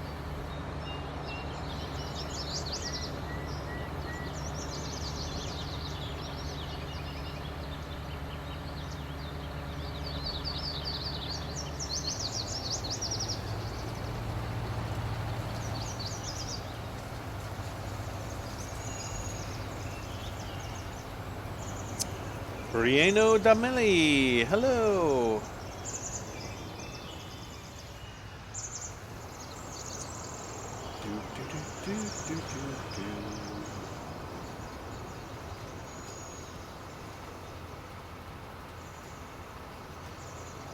What is it? Rieno Dameli. Dameli? I don't know. I'm terrible with pronunciations.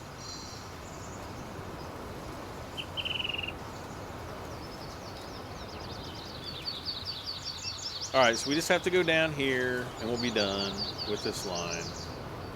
Fill it up, spray it off, do the maintenance, and we're done.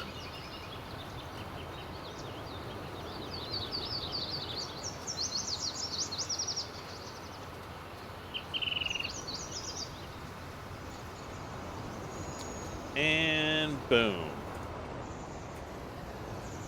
Fold it. I have some crazy storms come through here the last 2 hours. They're still popping off. Yeah, it looks like the storms might miss us tonight. I was kind of hoping we would get some rain, because we definitely need rain down here, but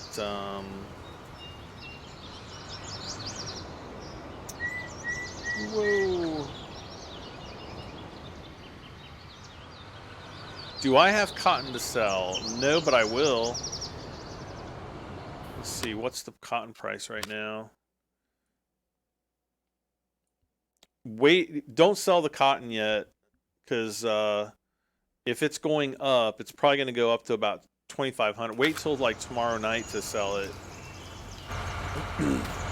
because that's when the price will probably be really good.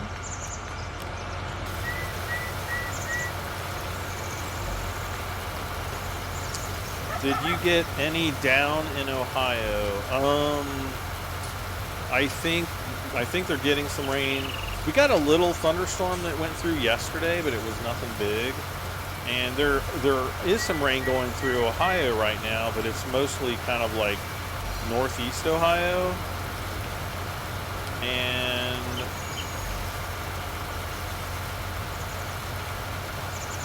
I mean, just looking at the weather radar right now, I guess it's just so dry and, in my area that it's just all puttering out.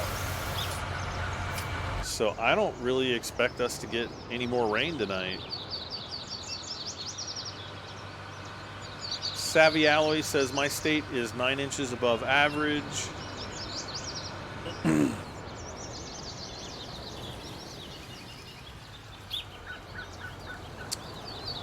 I know that we're above average. I don't know by how much though.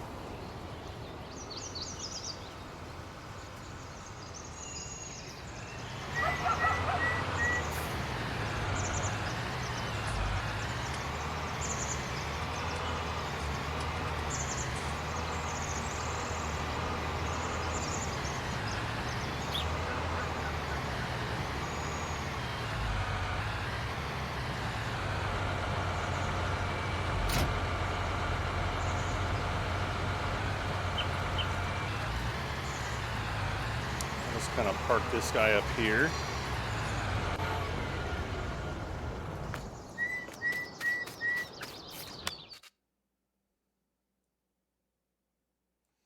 Ooh, we're getting nice prices for oh man, I hope these good prices hold out for a day.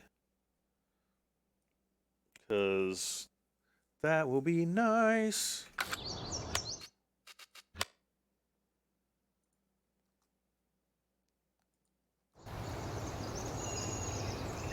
Boom, done.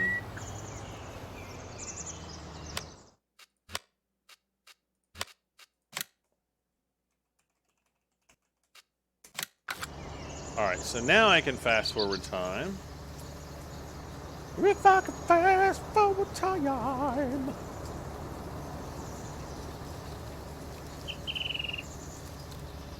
The Detroit River is super high. Whoa. Is all mods from Mod Hub? No. There's the in-game Mod Hub, and then there is like Mod Hub. Uh-oh. Alright, we've got some spray in the... See, like the spray came down here. I don't need to do any... Let's see. Let's fast forward it a little bit further. There's going to be some weeding down here that we're going to need to do. Yeah, there it's kicking in now. So let's just transition over to this. I can now fire this up, hire my worker. He's going to do all that. And you can also see, like, you know, the strips where we kind of missed a few spots here. Oh, there he was.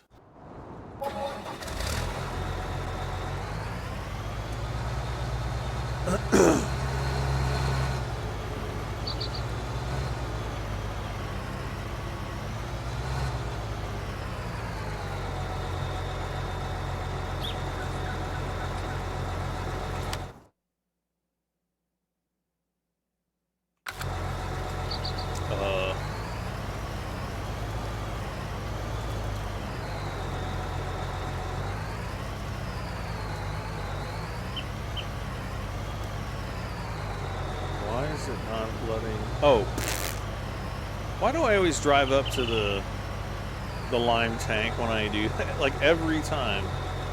The Saginaw River has been high all year. Ohio River's been pretty normal, maybe a little slightly above normal, but not. I don't think it's been super crazy high by any stretch.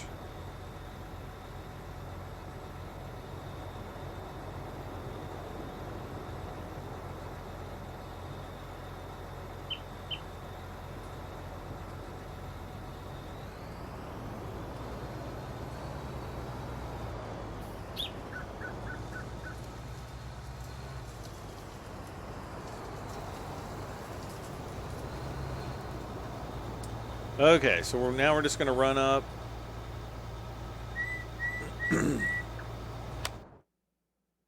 Got all this going on. Where is my little... There he is.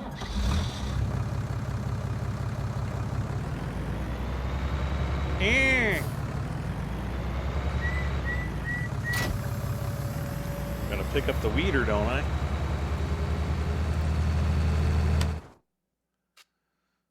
So we'll just use this guy to hit like all the little weeding places that we've missed. Apparently there's one like right along the road, but I don't see it, but I do see the ones right here.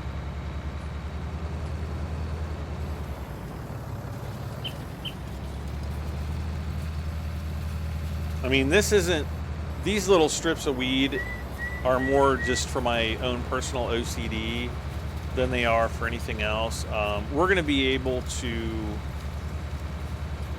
I mean, like, this is not going to significantly alter the price of what we get. Maybe by a few dollars. Like, literally, that's all it's going to do.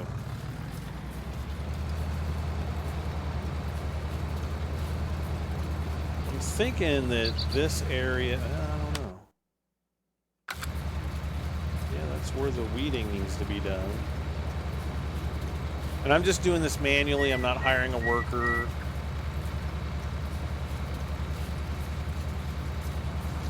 Where did you get the mods but not Farming Simulator Mod Hub? There's a few that I've gotten from, like the map is from American Eagles Modding, and I don't know where the other ones come from.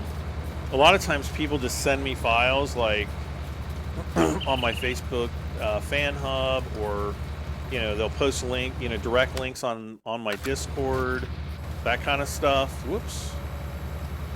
But you know, a lot of times I don't even see. I'm not one of those kind of people that likes. Matter of fact, I don't like going out and just searching for mods because I don't trust them. Yeah,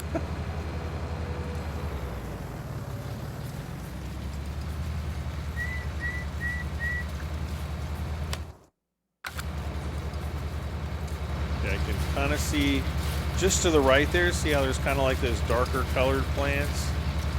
So we can go right up here. Actually, I want to take you over really quick.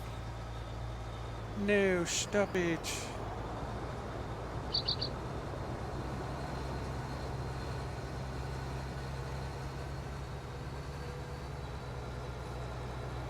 Cool Cat says, should I get Farming Simulator for the Switch?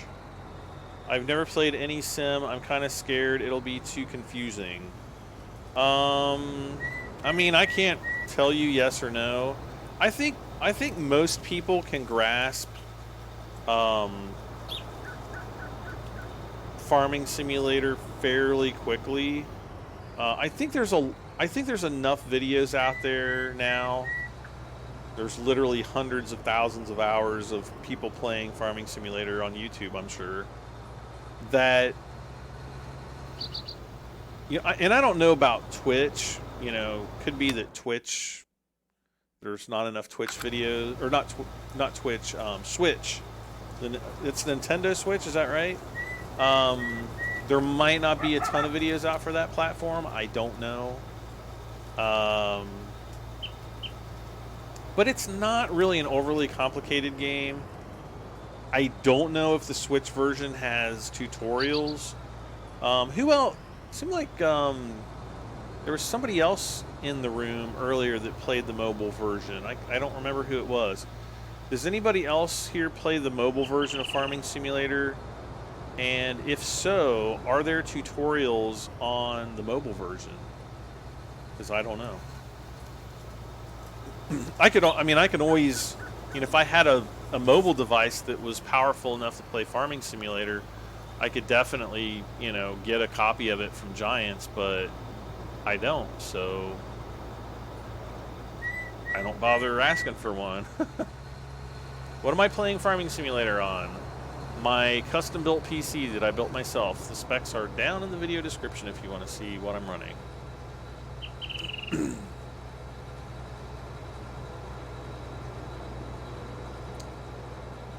I play Pokemon. Gosh darn it. Now I've got that darn song in my head. I did it to myself. I have no one but myself to blame this time. I can't blame Savvy.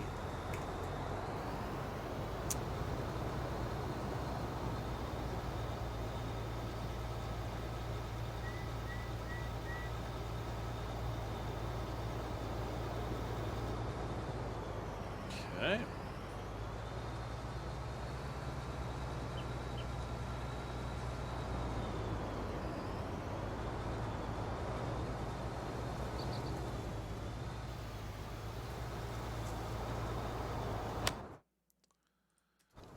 All right, Helper C.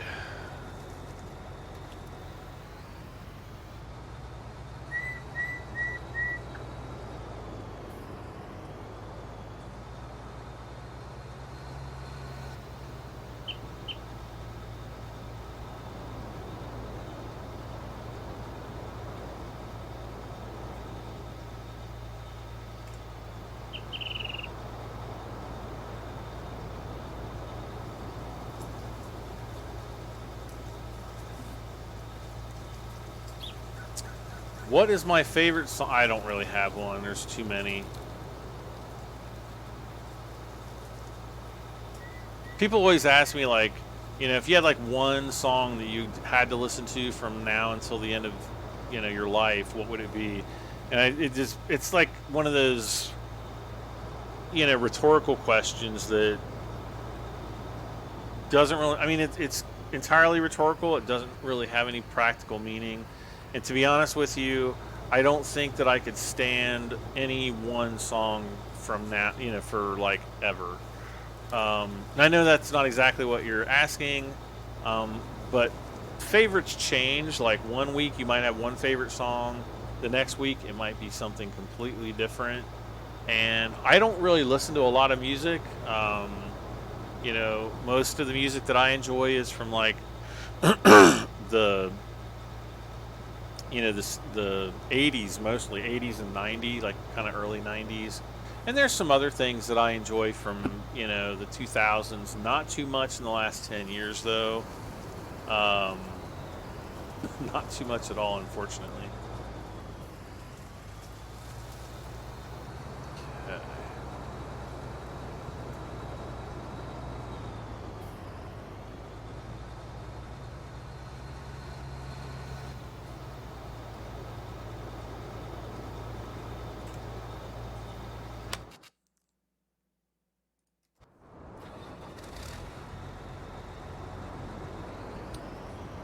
Don't worry, be happy. I never really was like a big fan of that song. Like I remember like back in the 80s, or maybe it was like right around like the late 80s, early 90s. For whatever reason, that song got super popular. It must have been in like a movie or something, and just never really cared for it. I mean, it's not like a bad song or anything like that, but it, like there are people that like listen to that song a lot. I am not one of those people.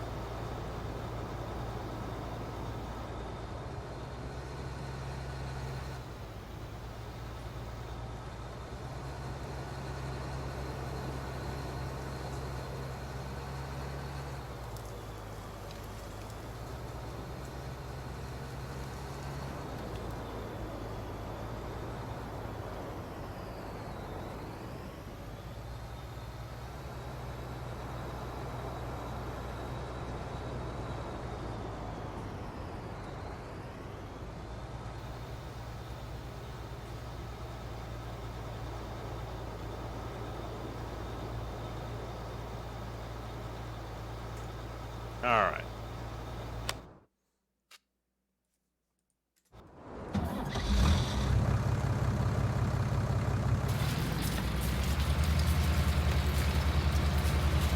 So this is a rake weeder. We're using the spray herbicide to kill the weeds, but here we're using a rake weeder to actually rake up the weeds. It basically tears the weeds out of the topsoil.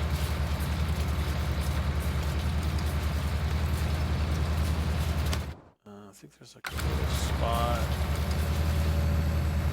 over here somewhere.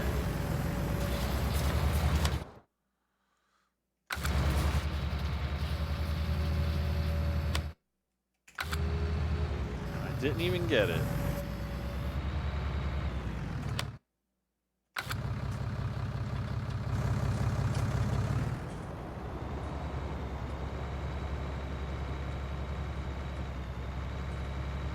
Oh, it's like right here. No. How long have I been streaming for?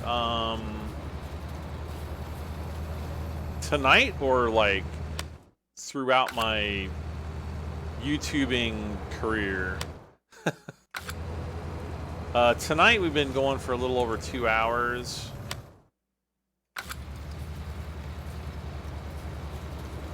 I don't even see the weeds here.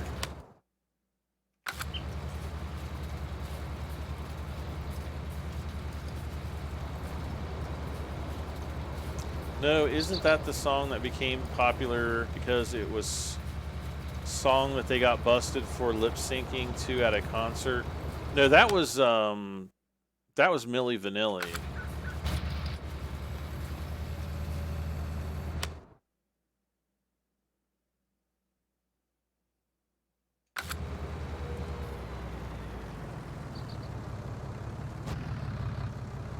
Did one of the Milli Vanilli guys kill himself? I can't remember.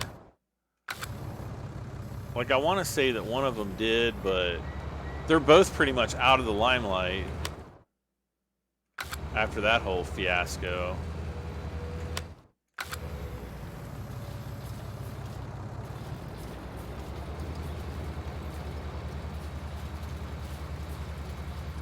Milli Vanilli. Man, I remember those guys.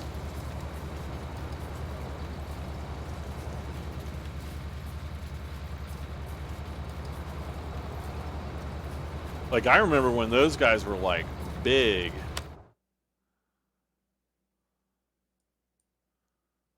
Fart snakes, really?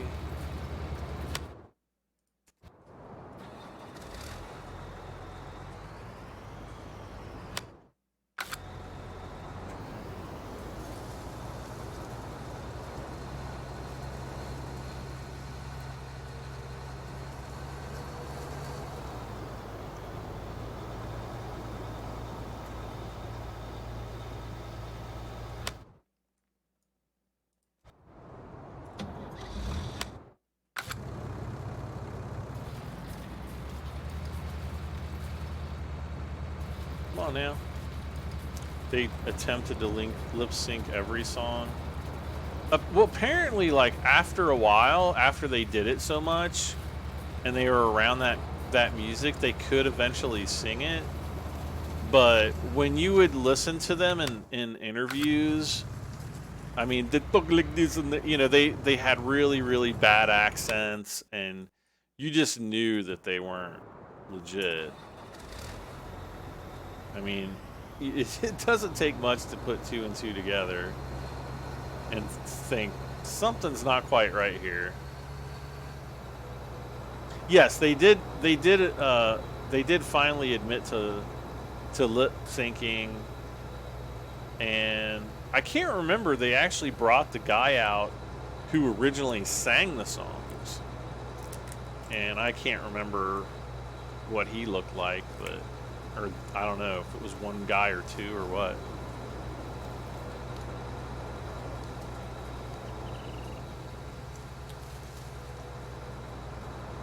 I should do a compilation of fart snakes. Well, if somebody wants to go through all of my videos and pull out every fart snake from every single one, knock themselves out.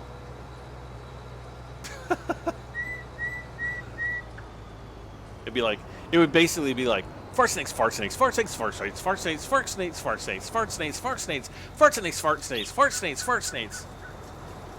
Oh, fart snakes. Like, for like 17 hours straight.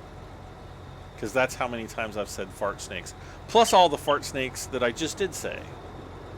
So that's another like 10 or 15 seconds or however long that lasted.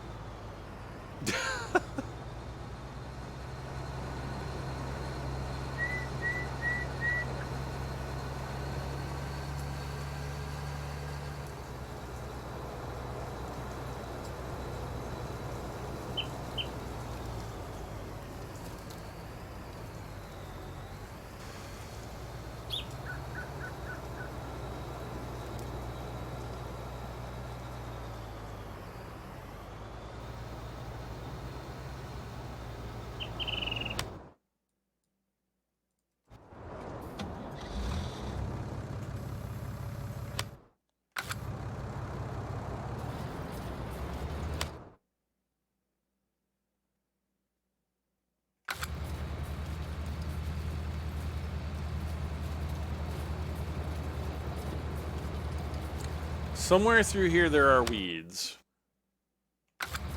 That's all I'm doing. Then at the end, uber obstrality. Gosh.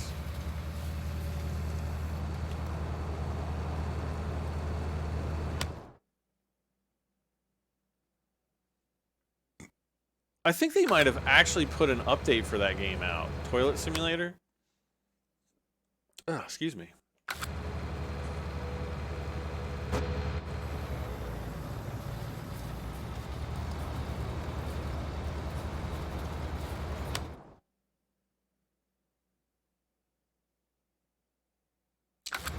Philip Peterman. Hey, Philip. So he says, I've been a subscriber for many years already, and I have watched many, many videos. This is the first time live. I've always enjoyed your commentary. Well, thank you, Peter. I almost called you Peterman. Thank you, Philip. I appreciate that. And welcome. Welcome to the first time. And boom. I just want to get this little tiny pink bit. All right. Let's go back here.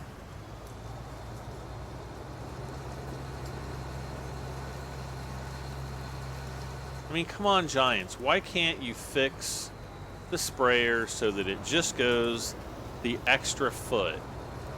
It's like going the extra mile, going above and beyond. It's just not happening with Farming Simulator 19. Hunter Richin says bye soon. Is it live or is it Memorex? Oh my gosh, that's one I haven't heard in a while.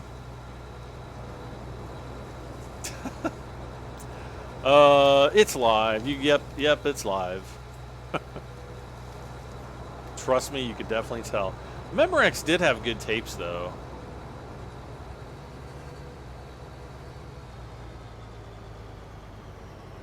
Most of the tapes that I had are Memorex.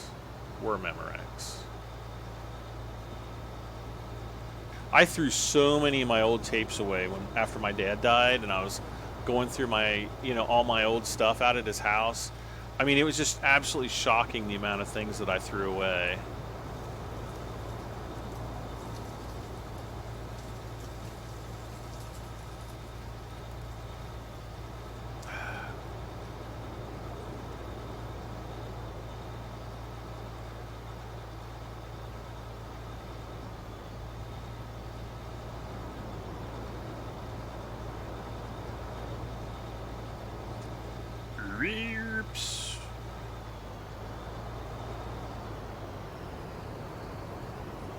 Somebody asked me in the last live stream, like, what's the worst video game of all time? And one of the worst rated video games of all time was actually Aliens, Colonial Marines. I had no problems with that game. It was a fairly short game, like, I probably beat it in a few days. But I felt that it was fun to play. It wasn't like obnoxiously long. It took you to all of the many of the locations, plus some, all new ones. From the original Aliens movie on LV-241, I think is the planet. After they nuked the planet, and I thought it was a thoroughly good game. I don't know why it got such bad reviews.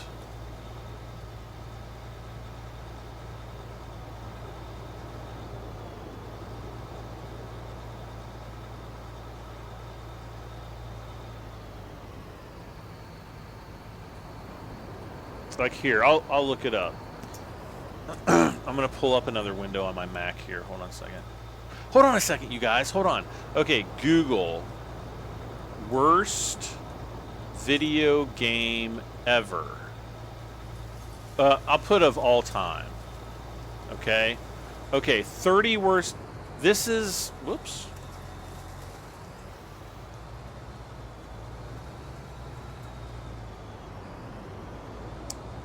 Oh, way to go. Not only did you miss one spot, but you missed like 40. Way to go, Spoopty Hoops. Way to go, Spoopties. Is he turning around?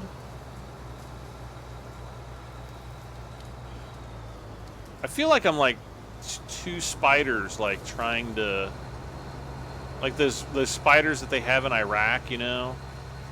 Those really freaking, what are they called? Like camel spiders or something?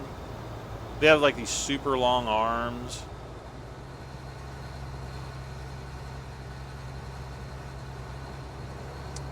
I remember when my buddy Ben got back from his deployment to Iraq.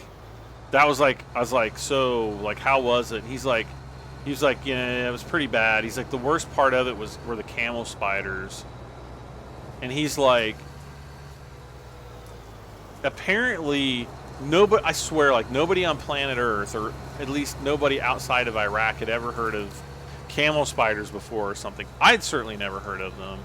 I don't think many of the soldiers that, you know, were fighting in Iraq had ever heard of them, especially when they went over. And yeah, they're absolutely terrifying. Legit called camel spiders, and they're freaking huge. And apparently their sting is like really bad too. I don't know if it's deadly, but it's up there with maybe being deadly or ultra painful. Oh, come on, I hit the higher button. Kidding me? There we go. Alright, so we're gonna go fill this guy up. Okay, so yeah, The Guardian, 30 worst video games of all time. 50-cent Bulletproof. Never even heard of it. Yeah, Aliens, Colonial Marines. They don't have these numbered. The only game in recent memory considered so bad that it inspired a lawsuit from disgruntled players, incensed by the disparity between the pre-release marketing materials and the grim reality of the finished product. Colonial Marines was widely considered a tired and derivative first-person shooter. Although Gearbox got the visual style of the movies just right, consulting with Ridley Scott during development, the end result is a glitch-ridden mess. As Eurogamer put it, for a game that's all about exterminating bugs, it's a fatal irony. I don't remember having any bugs with that game, and if I did, they were relatively minor. Because I beat the game within a week, I'm sure. And I thought it was sufficiently fun to... I think I even played it a second time. Matter of fact, I did YouTube videos on it. Like, you can go back and you can watch probably like half the series. And I didn't complete it. I think I probably got about halfway through the game on my series. And then I just stopped playing it because literally nobody was watching the episodes. So I was like, well, if you guys aren't going to watch, why am I doing this? So I went back to playing Farming Simulator.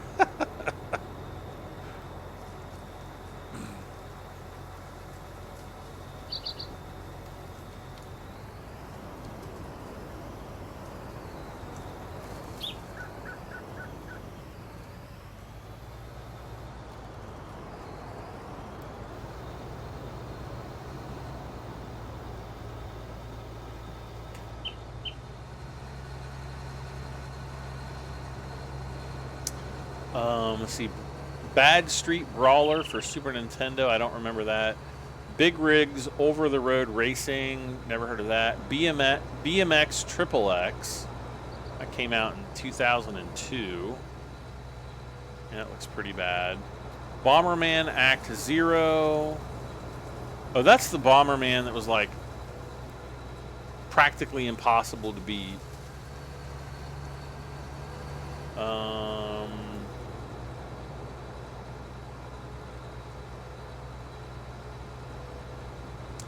Bubsy 3D, yeah, I remember that. That game sucked. And yet, like, Bubsy was supposed to be like Sony's version of Sonic the Hedgehog, but the game just sucked. I mean, I guess maybe little kids liked it, but I remember in the early 90s, I used to work for this other store called Software Etc., which was kind of like it was an early competitor of Electronics Boutique. And we would have Super Nintendo consoles in there. But anyways, when I would go to college, after I went off to college, when I would come home, like sometimes I'd go to the mall and I'd stop in and see who was still working there from, people I worked with. And I can remember Bubsy always being in the Nintendo because the game sucked so bad that like people would come in thinking that there would be an awesome game on it, and then the Bubsy would be in there and they would just leave. So they would leave the store alone. Duke Nukem Forever. Did that game finally actually come out? Let's see. E.T. the Extraterrestrial. That E.T. the Extraterrestrial, I will give it. That is probably the worst game I have ever played in the history of all time. It just made absolutely no sense. The Guy game, never even heard of that. That looks absolutely stupid. It's like one of those video games. It looks like so basically Family Fortunes for pervs.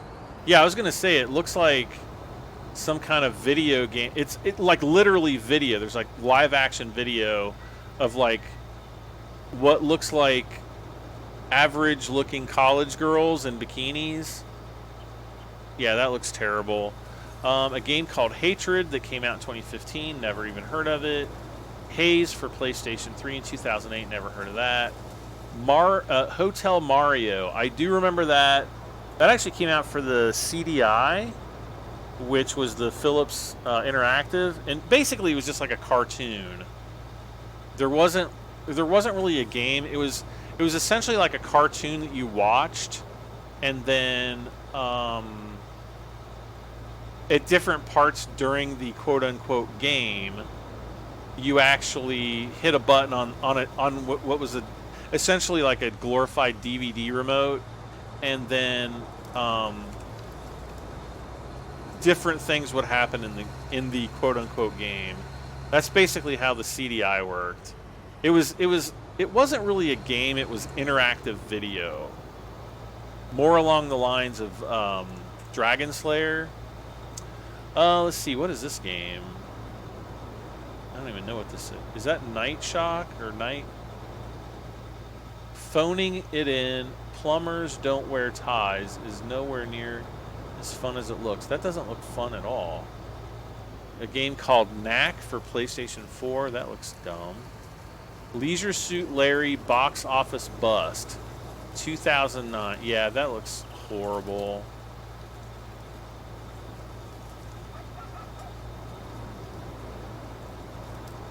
The guy even looked... oh my god. Limbo of the Lost. Wow. Perfect Dark Zero. Plumbers don't wear ties for the 3DO. I actually owned a 3DO. Awesome system. Do not remember that game. And I owned a lot of 3DO games. Resident Evil 6. Resistance 2. Rise of the Robots. Ride to Hell. Retribution. Shaq Fu. Oh, that game was terrible. Sonic the Hedgehog 2006. Huh. Sega's 356th attempt to rejuvenate its mascot was in fact another nail into his big blue coffin. Wow. That's brutal. SQIJ. Oh. Wow. I don't even know what that is. Star Trek 2013. Oh, yeah. Actually, I never played that one. I always kind of wanted to play it. Never did play it. Superman 64. Actually, I have a friend who freaking loves that game. And I'm like, it was so bad. But he's like the biggest Superman fan on planet Earth. So, yeah. Universal Studios Theme Park Adventure for GameCube. Well, pretty much every game for the Lame Cube was pretty bad, so yeah. I always called it the Lame Cube because it was in fact lame. Unless you were like a little kid. Is that all of them? Is that all the 30 worst games? Okay, so that's The Guardian. Let's see. List of video games notable for negative reception. No, it's 10 worst video games of all time. That's the top10s.com. Superman. It just says Superman. Oh, that's the Nintendo 64 version. Apparently, that has the #1 vote on this site. Number 2 is E.T. the Extraterrestrial. Number 3 is Big Rigs Over the Road Racing. 4 is Bubsy 3D. See, I told you that game sucked. Action 52. I never even heard of that game. Custer's Revenge. That game sounds familiar, but I can't quite place it. Plumbers Don't Wear Ties. Again, never heard of it. For 3DO. Ride to Hell Retribution is 8. 9 is Sonic the Hedgehog 2006. Some of the comments. It's confusing and at best and awful at worst. Sonic fanboys try so hard to defend this very mediocre dumpster fire, while fans try equally hard to claim that the franchise had always smelled. I was never like a big Sonic the Hedgehog fan. Never was. I'm just never been into like little cutesy cartoon things. Even when I was like a little kid, like I didn't like Sesame Street. I was like, I was like 4 years old, and I'm like looking at Sesame Street like that crap's for babies. Let's see. So number 9 was Sonic the Hedgehog. Number 10 was Dr. Jekyll and Mr. Hyde. It looks like it's for the Nintendo, but I can't really tell. Screen Rant. Ooh, this might be good. They are usually fairly close. Like they're usually in line with kind of what I think sucks. So Screen Rant might get one. Ooh, let's spray these little bits here before we read on. Gotta love them lists. You don't like the lists? Did I ever play Dune? Yes, I played Dune, the one that was like based on the movie, and then I also played the remake of it when Westwood Studios lost the license to use the actors' faces. The original one with the actors' faces is definitely better because you actually have like Kyle MacLachlan and like all the original Dune characters. The original Dune I really liked. Dune 2 was even better. Dune 2 was really like the first real-time strategy game. Man, I played that so much. Let's see. Game Party Champions. What the heck are these games? Pulse Racer. Fighter Within. Flat Out 3. Homie Rollers. Wow. Charlie's Angels. There was a game based on the 2000s movie Charlie's Angels. Wow. Rambo the video game. Yeah, that looks pretty awful.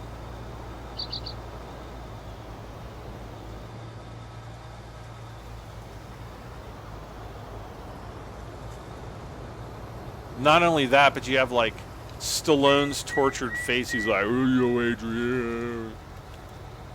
But it's Rambo. Fast and Furious Showdown. Ooh.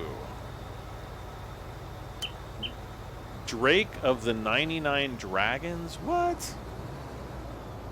Afro Samurai 2, Revenge of Kuma. Okay. That sounds totally racist, but whatever. Infestation, Survivor Stories. I'm just looking at these games. I'm trying to think to myself, like, have I ever played any of these? But no, these are all games that I would just look at and be like, nope. Spogs Racing? What the heck?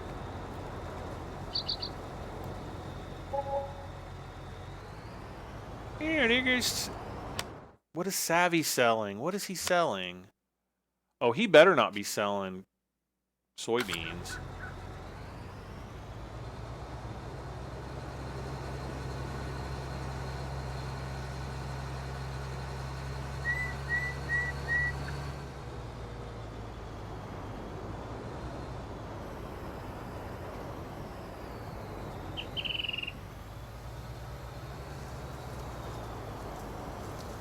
Ban him from the server if he's selling his soybeans.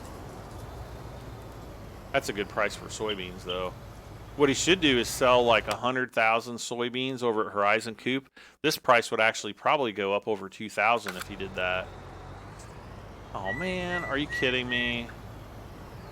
No, I'm not kidding me.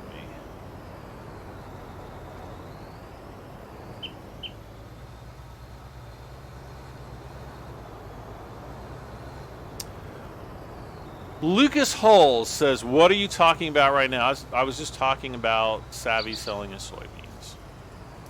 I was talking about video games that flat out sucked before that. Like, worst video games of all time. Because somebody asked me the other day. Let's see here. Okay, so any game on the PlayStation 4 is the worst game of all time.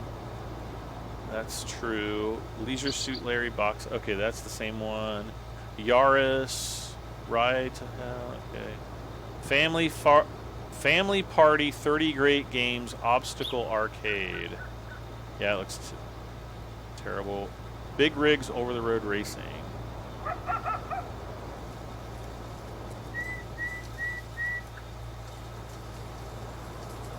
Here's another 50 worst games. Realms of Arcadia, Blade of Destiny. I wouldn't think that was really that bad. Hooters Road Trip. Yeah, I remember that game. Motorbike. Lula 3D. I'm telling you guys and gals, it looks literally exactly like the game that you think it is. Not going to say more than that. Boy, Sonic the Hedgehog is on like every list. The one from 2006. I guess that was bad, but again. Ashes Crickets 2013. Like how... Okay, Cricket is a game that makes absolutely no sense anyway. So how can you make a video game based on something that is just guys out in the field throwing a ball and then kind of hitting it and running around a little bit? Makes no sense. Like, cricket is like... It's like it's trying to be baseball, but not. Yet, there's still like 14 people out in the crowd that are like, yeah, this is like the best thing ever. But they're wrong. Am I right?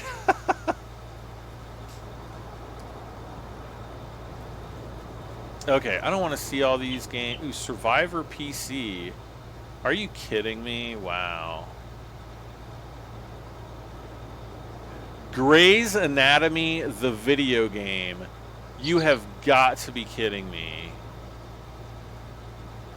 I almost want to play it just to feel, like, just to embrace my femininity.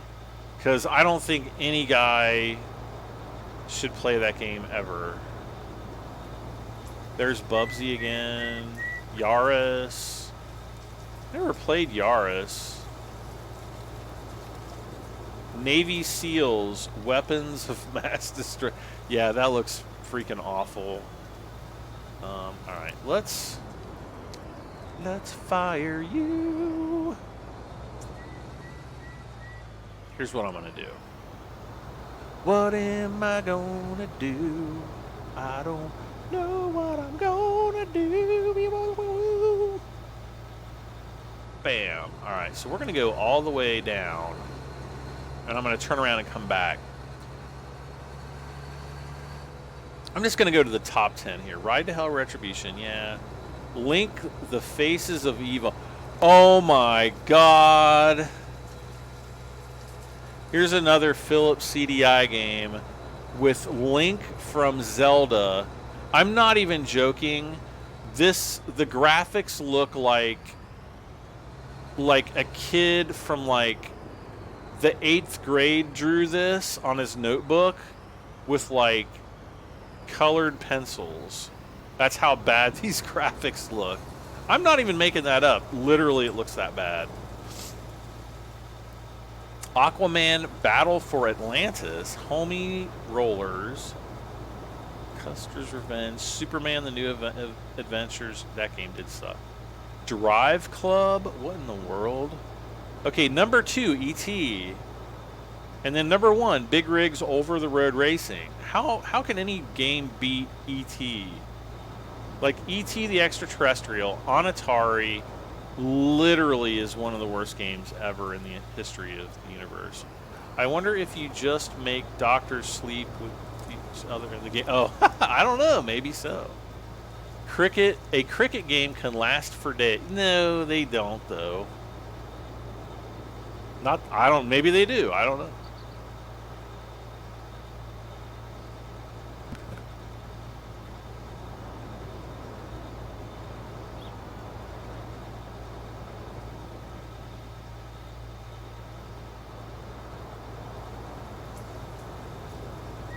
Sorry about that. I had to take a little bit of a nostril cleansing break there. Okay, so we got this guy.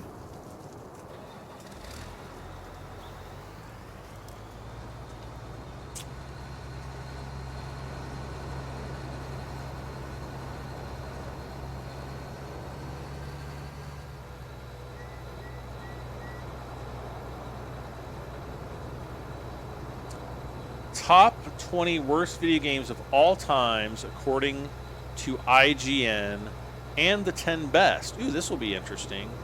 Worst Game Boy Advance, NFL Blitz 2003. What in the heck? That doesn't even look like NFL characters.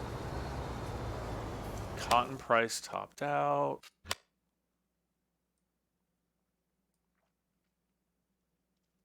It'll go up again. Especially if nobody's selling it.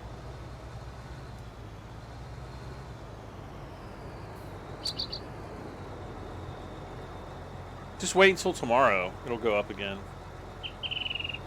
Because it won't go down. PS4 God of War. Worst PC. Extreme Paint Brawl. Oh yeah, that game wasn't good. I remember trying that game once. And yeah, it was freaking horrible.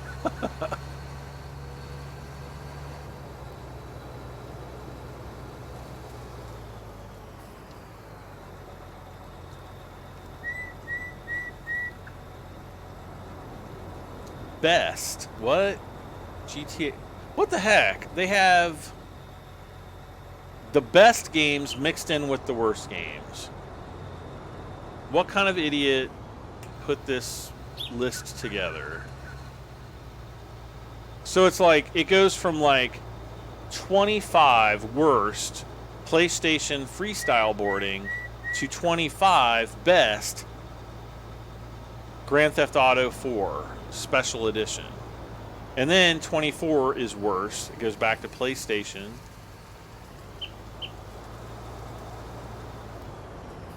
Okay, this is like the worst list of all time. Okay, what are they? Just show me the first one. Neo Geo Pocket Color Sonic Pocket is best. 7th best, but then there's worse, so it's really like, it doesn't make any sense. Best Game Boy Color. What? This is stupid. That list was the worst list of all time. How about them apples? Remember Duke Nukem? Yes. I remember Duke Nukem 3D. I thought that was a pretty good game for its time. I mean, if you played it today, you'd be like every OCD kid on planet Earth would be like, oh my god, and then they'd like smash something. But yeah, it was, for its time, it was like a decent game.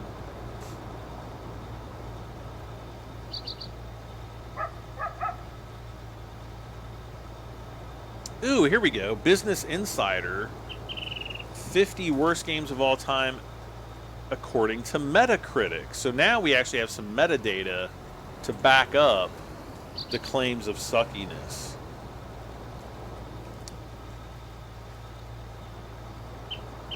Ooh, that game actually looks really... It's called Basement Crawl. It looks really nice. But apparently it is number 50 worst. Alright, I'm just going to scroll all the way down to the bottom. I just want to see what it says is the worst.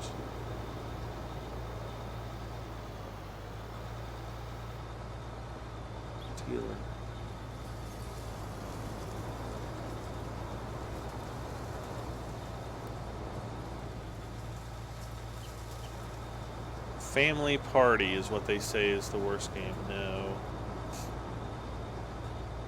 Gosh, these lists are terrible. Maxim. Like they have a foot in the video games. Oh my god, Rambo. The Rambo game looks freaking hilarious. Actually, it wouldn't be so bad if Stallone's hair, it's Stallone. They actually got his body down pretty good, but his hair looks like he's like freaking Bonnie from Knight Rider. Like his hair is so poofy that it makes it bad. Legend, wow. Ooh, they even have videos of all the games. Oh man. Charlie's Angel. Oh, come on, let's go down there. Let's go down. Let's scroll down. Family. So this one says Family Party Arcade too. Boy, that game must be bad. Because it's getting a lot of like, oh my gosh, honorable mentions. Dang you, hired guy.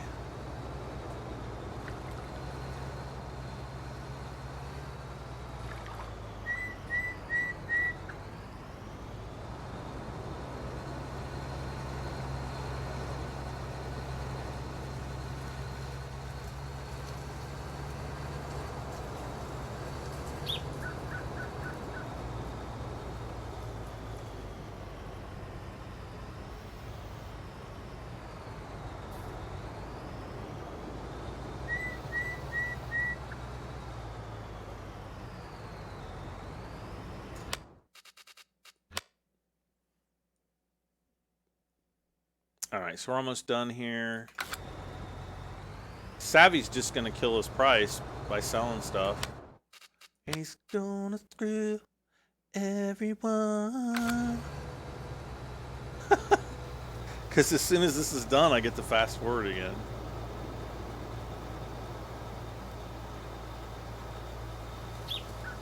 Actually, I can fast forward right now.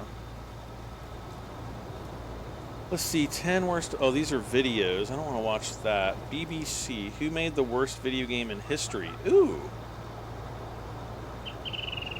Oh, they're talking about E.T. Yeah. Savvy has left the server. E.T. needs your help. Yeah, that was a... If you can find an Atari 2600... You can find... There's actually like a documentary about E.T. being the worst game of all time. I see a trend and worst games are on PlayStation. Yeah, that's what I was saying. Ken Nelson. Hey, Ken, how are you doing tonight?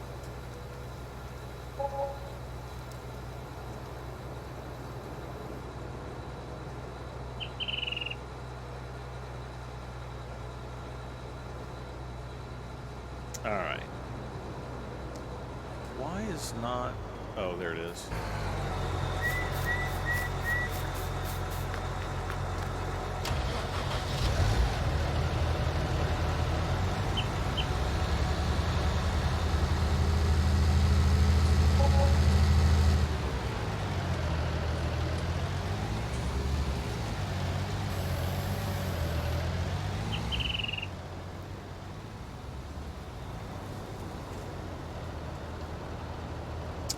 Let's see here.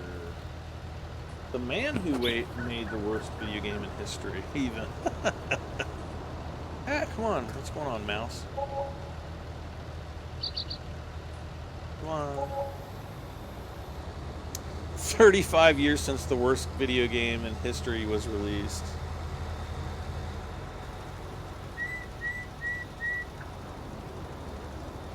I mean, apparently, I think they made that E.T. game in less than a month. Or maybe it was like 6 weeks or something. Wait, what's going on? There we go. That was weird.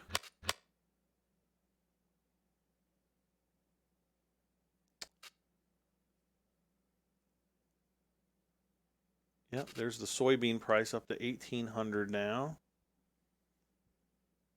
Canola price is going up too.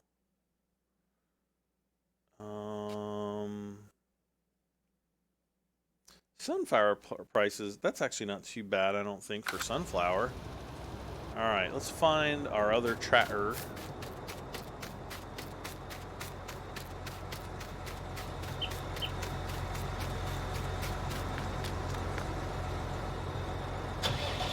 This is a nifty looking trailer. Yeah, it's part of the Horse Pack. Highly, highly, highly recommend it. If you don't have it, go and buy it immediately because it is really nice. And it's the widest fertilizer spreader, unless you go with like a liquid spreader.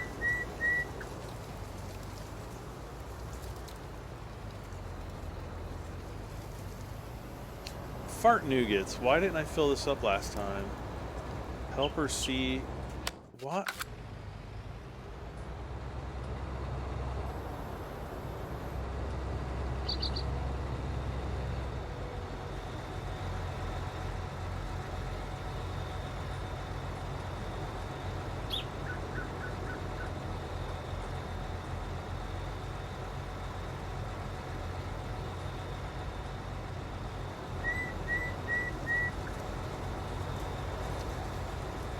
I don't know who Helper C is, but I want to go and slap him right now. Right now. Okay, Helper H. Oh, it's probably this guy. Yeah, you're okay, Helper C. Wait, what the heck is going on down? Oh. That's him. Okay. And, okay, this... Man, I should have had all my fertilizer guys ready to go. But, see, I'm working so hard that, you know, it's just impossible. No.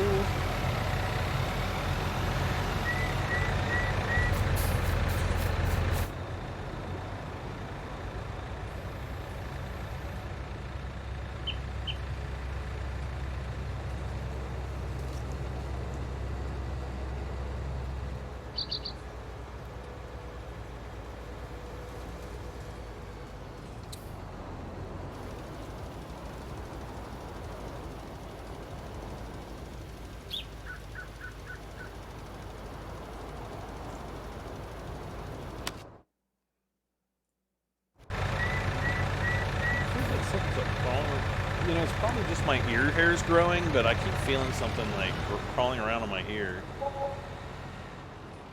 There's probably like spiders growing in my earpiece, or my headset, because I haven't cleaned my headset in a while, and it gets kind of funky.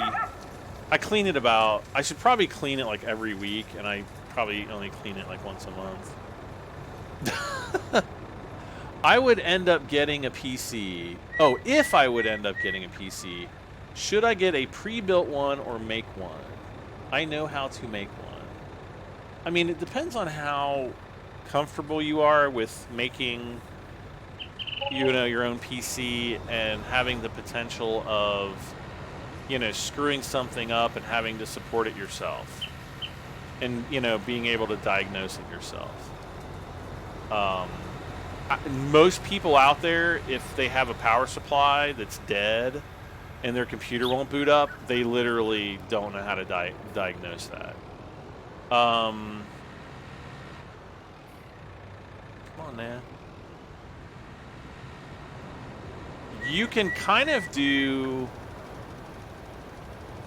the best of both worlds in a way, because, like, if you buy a computer from CyberPower, a lot of times CyberPower has all the components that you would actually choose to build a computer separately. You'll probably pay about a $200 to $300 premium, depending on the expense of the computer. You know, if it's a higher end, it might be an extra $200 or $300 for assembly and everything.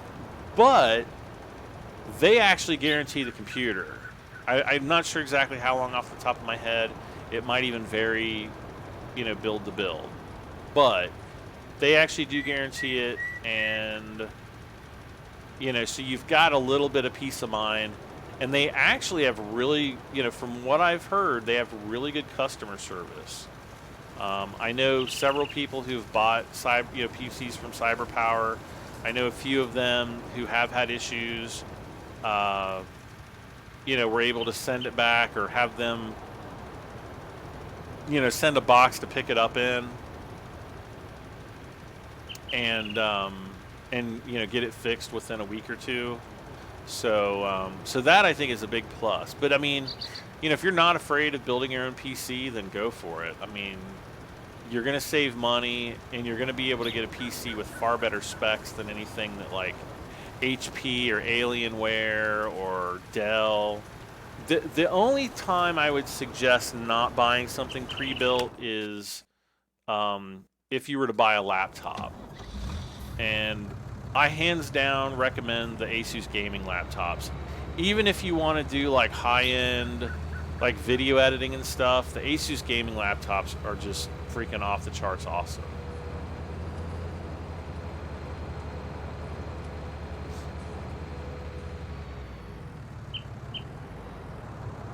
Oh, come on. This again? Watch. Watch and learn, boys and girls. Watch and learn. How about them apples, eh?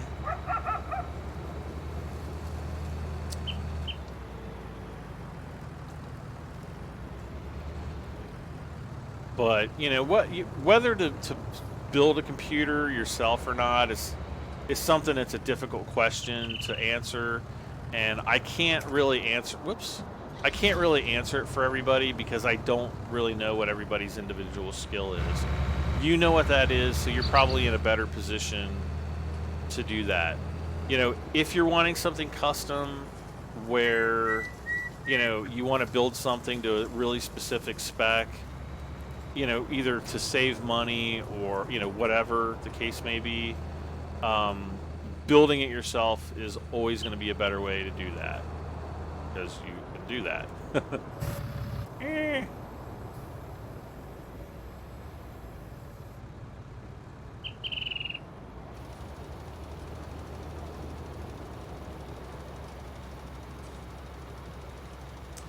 But, cyber power, like let's say you want, an Intel motherboard and you want this Asus video card and this Intel CPU, and you want this Asus motherboard, and you want this Asus GPU, and you want this Samsung SSD, and you want, these LED colored fans, and this case, and this type of RAM.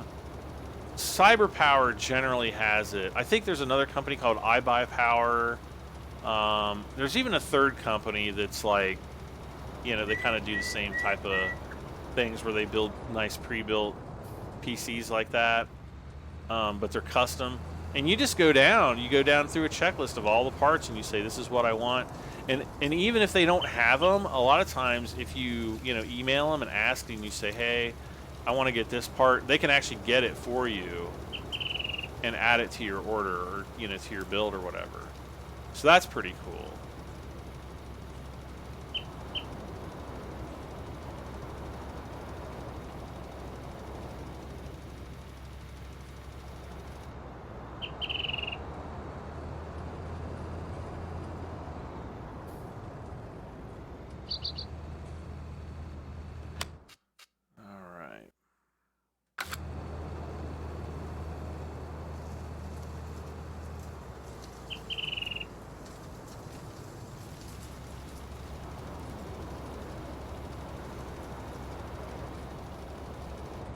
Daggone it, it did it again.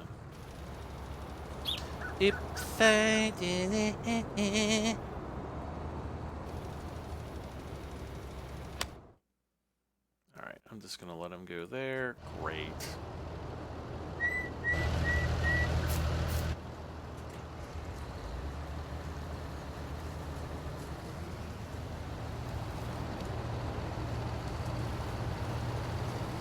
Why is he spraying back there? I don't get it. He shouldn't even be spraying back there.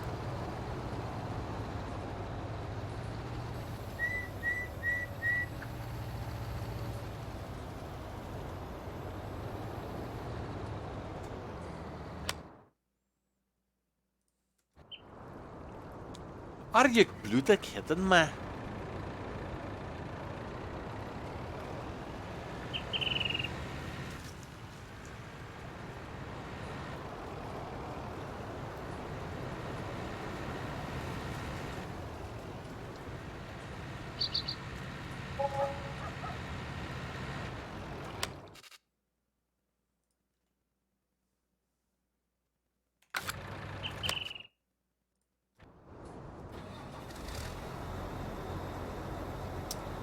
I gotta figure out how to get that guy out of the ditch. I just want to play Farming Simulator with good mods. I won't edit or stream too. Well, you might also want to, you know, once you get a good PC, you might find out that, oh my gosh, there's like this whole world of PC games out there that you're now exposed to. So, you know, oh God, why? Why did I do this?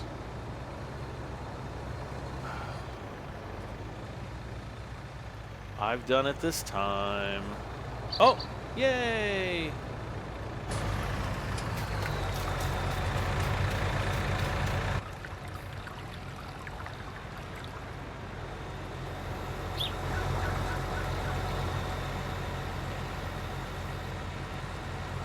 Okay.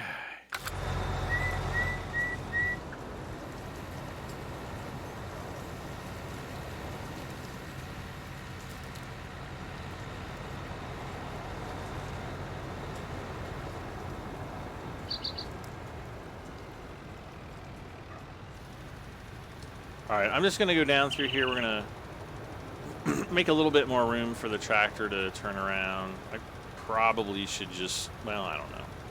Now let's just do this.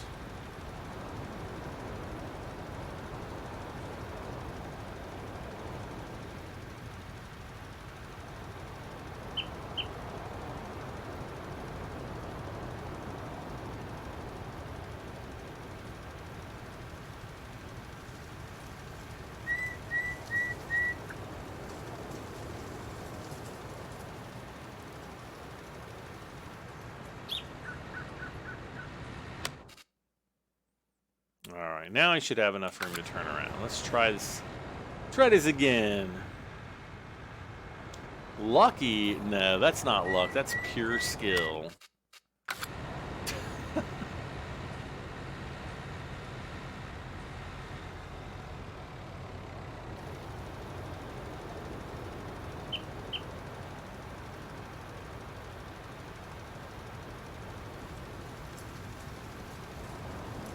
Alright. He's gonna be done, so let's go out this way.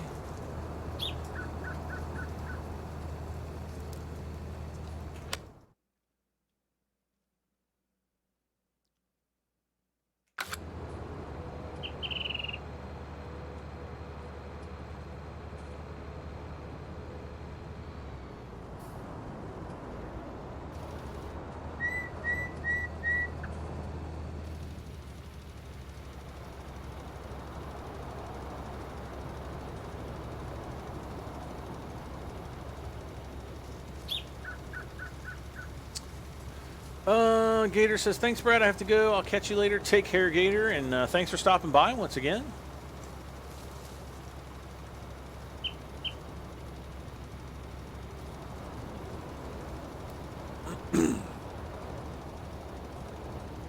Ooh, let's see. This is an article, October of 2006. So quite an old one, of the top 10 worst games of all times.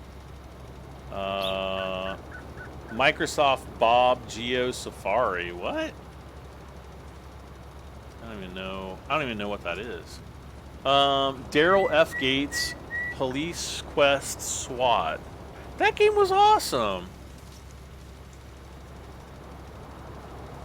Full motion video title from the oh wait, it was that game. Okay, yeah, it wasn't that great. Postal 1977, Deer Hunter 1997. Sorry, both of those are 1997. I think I said 77.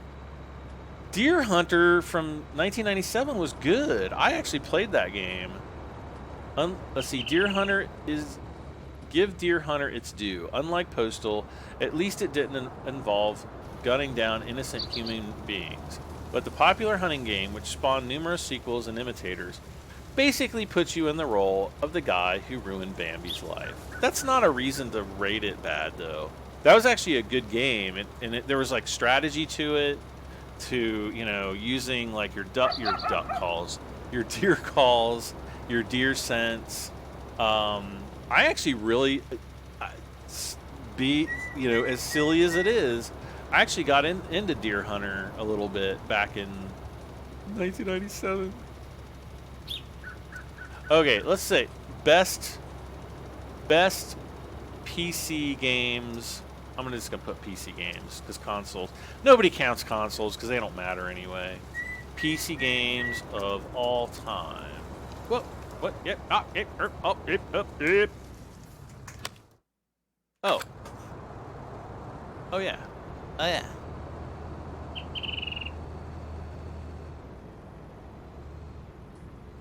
Let's just go right down here.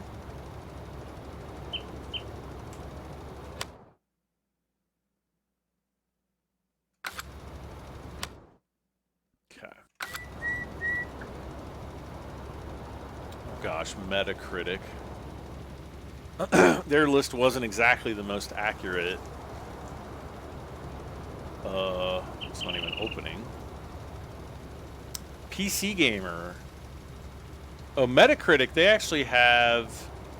Oh, they have it listed out by user rating.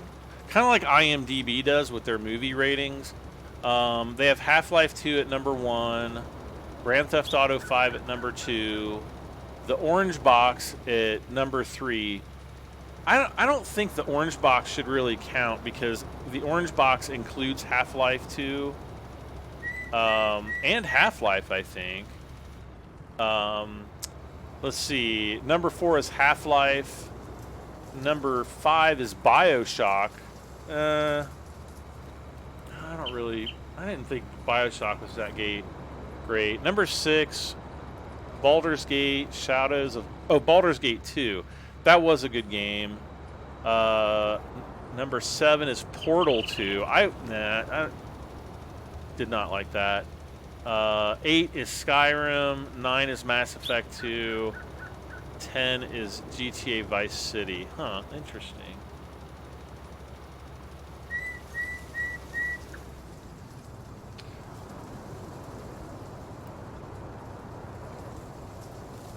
Come on, keep going there, buddy.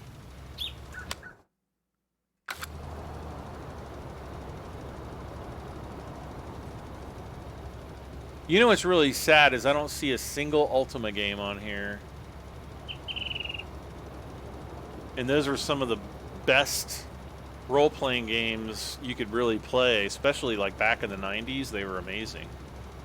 In the 80s, too. They were just freaking awesome. Let's see. Top 100 PC games you could play today.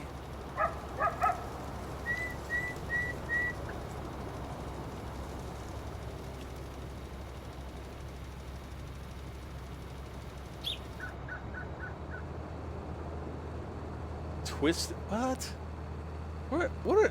Who the heck? What are these people smoking? Whippa War Cradle. Okay, so that's Cradle. Oh, these are personal picks. Kentucky Route Zero. Bowmore. What? Oh, these are the people that chose the game.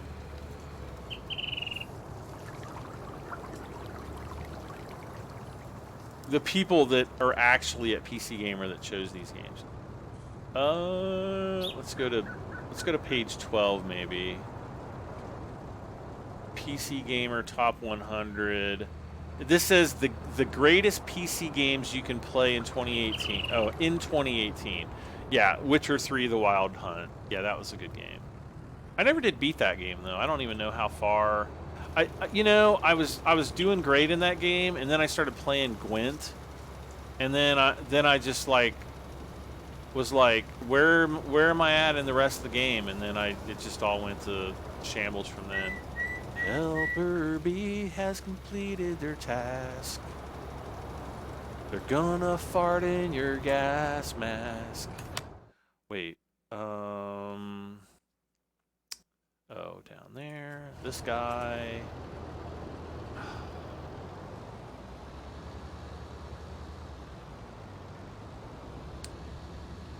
I don't know why I try.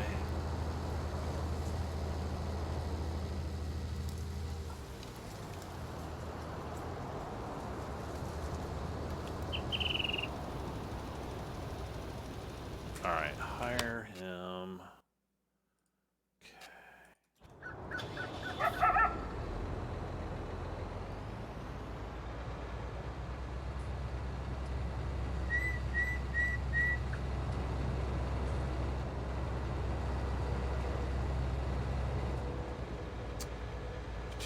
Witcher 3 did have some pretty messed up stuff in it, and it's not really like a game for kids.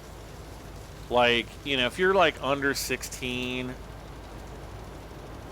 well, see, that's the thing. Like, parents are letting like little kids play GTA these days, and yeah, I don't really think that's smart to do that, because GTA's got some really super adult, you know, topics that kids obviously shouldn't be exposed to.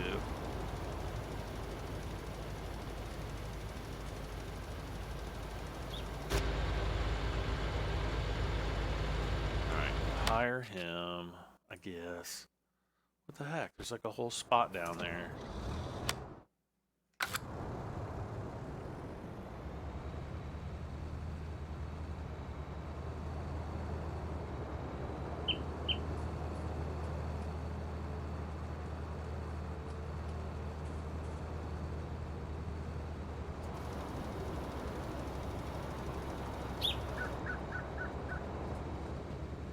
Okay.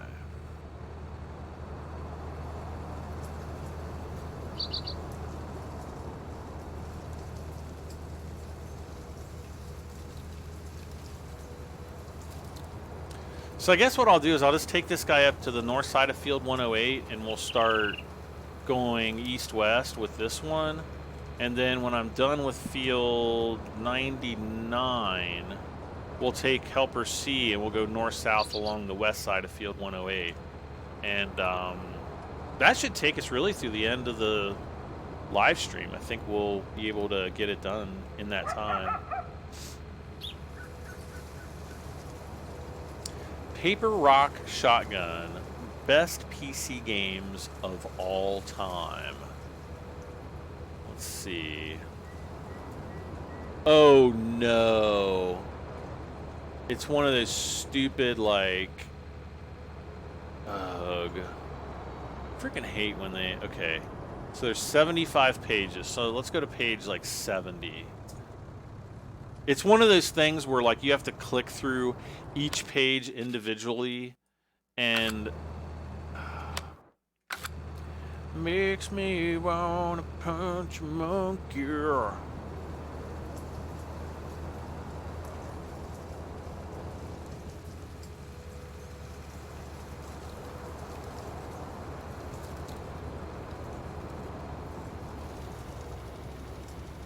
Oh no.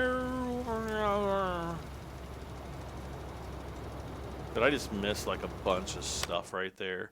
Yes, right up there. That's all right. You'll never see it. Let's see. Okay, 70. Number 70 is Hitman. 71, best games of all time. So this is like, well, these aren't really numbered. No, they have No Man's Sky in the list of best games of all time. No Man's Sky wasn't bad. It was widely panned when it came out because so much was broken. But I wouldn't say it's the best of all times. There's a game called Oxenfree, another game called Stick Shift, which apparently came out in 2016. A game about driving a car. Okay, I can't even repeat that on here. What? How is...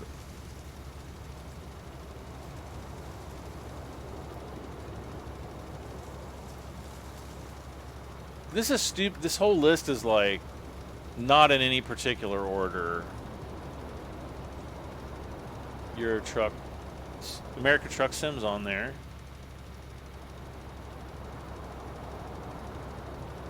I mean, they have like puzzle games and stuff mixed in. Papers, Please is on there. That's a pretty good game. OMSI is on there. I wonder if OMSI 2 is on this list. I mean, if OMSI 2 was way better than OMSI, so I would think that OMSI 2 should definitely be on that list, right? Right, guys? Let's see. Porterhouse is like, yeah, little kids shouldn't play. Yeah, like GTA, stuff like that. But they're like, Mom, can we play GTA? And they're like, oh, fine. Like parents just relent and like give in to their kids these days. Can't be doing that, parents. Let's see. Is that cotton? Yeah, cotton is, yeah, we're doing cotton way down here. There's cotton right there, but this is cotton right here, right here.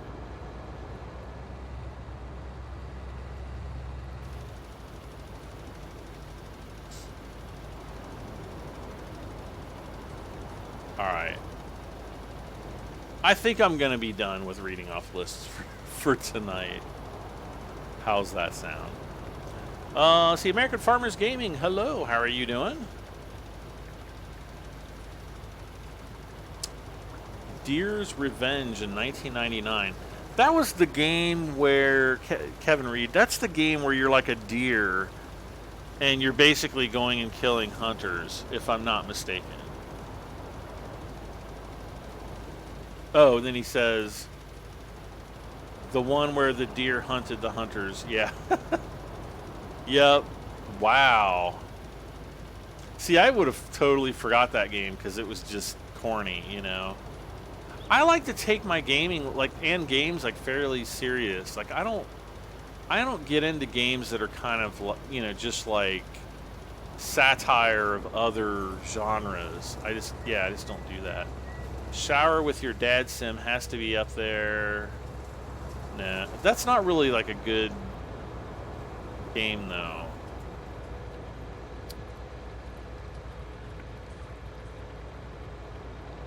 I don't know anybody who's actually played Shower with Your Dad Simulator either. Because the whole premise of the game, I don't know if you know what Shower with Your Dad Simulator is, but essentially you're a little kid and you're in like a shower room, like at a gym or something, and there's all these men in there, and you basically have to figure out which one is your dad by what his you-know-what looks like. That's literally what the game is. But it's all like 8-bit pixels. It's like really pixely. So it's more of like a cutesy kind of game than it is like, it's not really taking itself like seriously or realistically.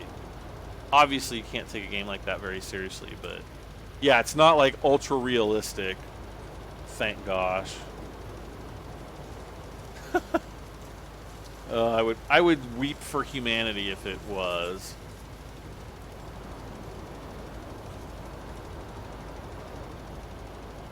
What other maps do you plan on live streaming? I have no idea. Maps that don't suck.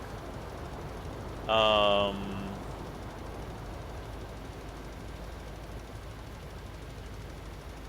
don't know. There's really no other maps that I want to play right now. I would like to go back and play more on Felsbrunn though. I feel like I haven't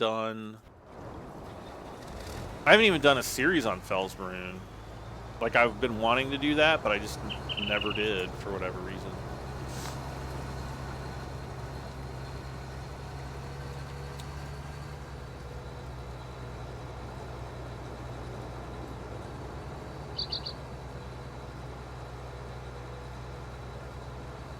Oh, we need to fix this one, don't we? Yes, we do.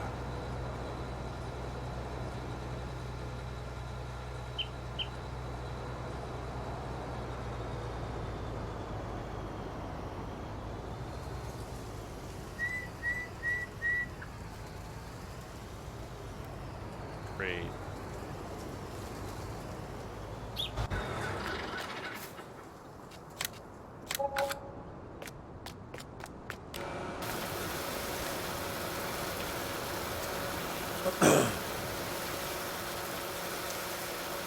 I still say Brad loved playing Toilet Simulator. No, that was freak. I mean, you can't sit there and play that game for more than like a few minutes at a time. It's literally that bad that there's not even a game there. I mean, you just sit there, you can look around, and then you hit a button to like. There's like one button you poop, the other button you pee, and that's literally all you do in that game.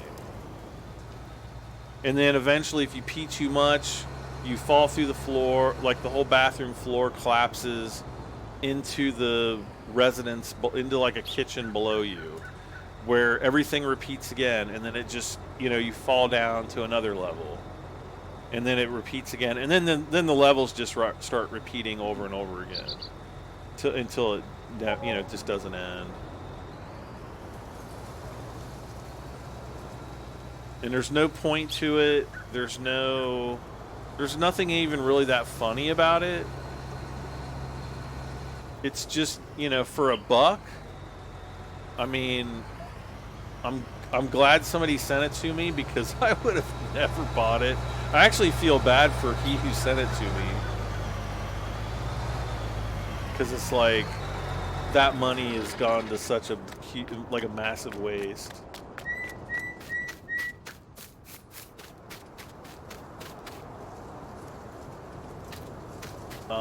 Let's see. I guess we can do this.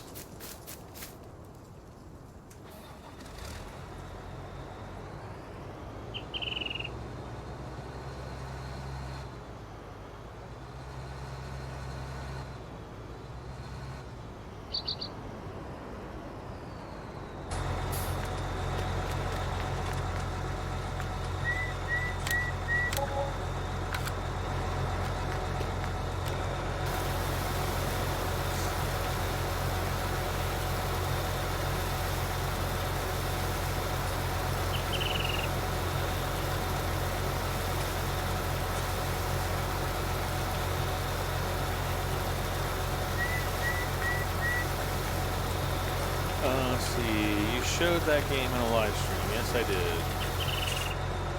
did. Been regretting it ever since.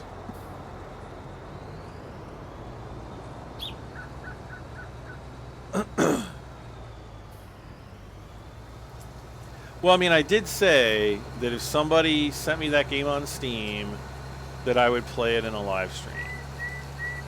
I didn't guarantee how long I would play it. It wasn't like, we're going to play this for 4 hours straight.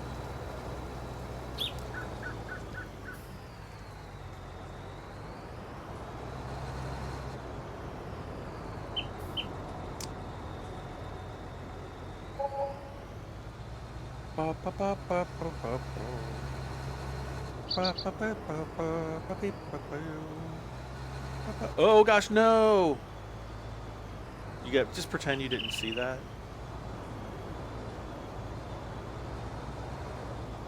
Just pretend you didn't see it.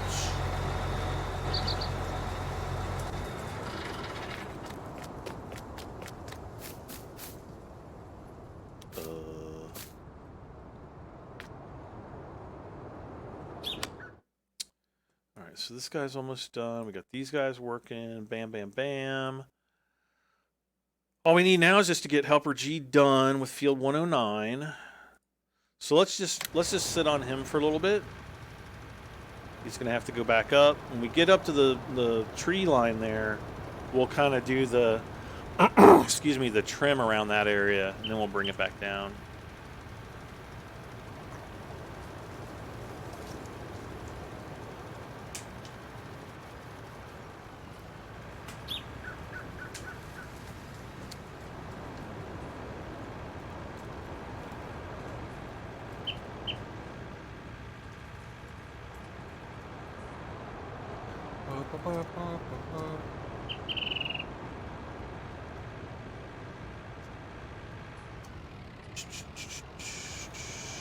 Whoops.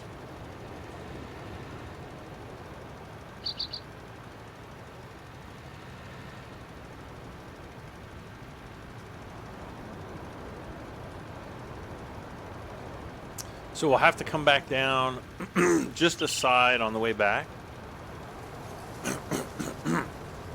Why am I coughing all of a sudden? I'm going to check my weather radar here. In real life, not in the game. That would actually be really cool if they did have, like, better weather in the game. Okay, so this front is literally getting ready to pass us. Looks like it's gone through Columbus, Ohio. Yeah, everything kind of went northern Ohio tonight. There are a few thunderstorms south of Indianapolis, which are kind of heading this way. Might be here in the next 1 to 2 hours. But a lot, you know, everything looks like it's fizzling out. And it's going to get cooler as the night goes on. So, yeah, I would expect the storms to just kind of fizzle out and not really do much. All right.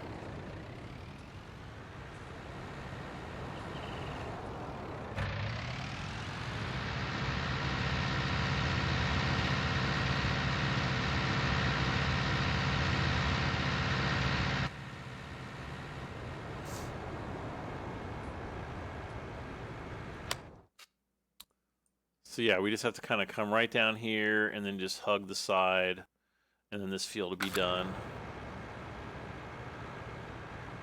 And we'll be done! Let's see, can't you show... Oh.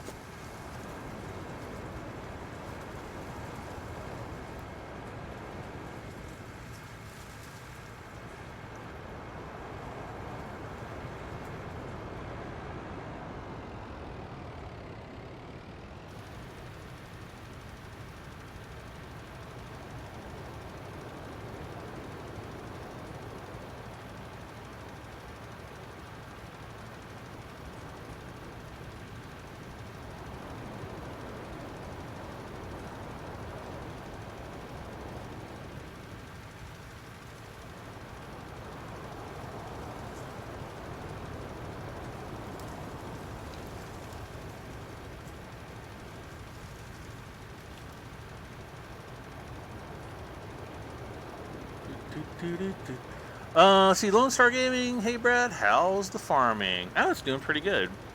We have some really good farming prices right now. But like everybody, like nobody's got crop. I think Savvy might have had a little bit. Nima1212, hey Nima.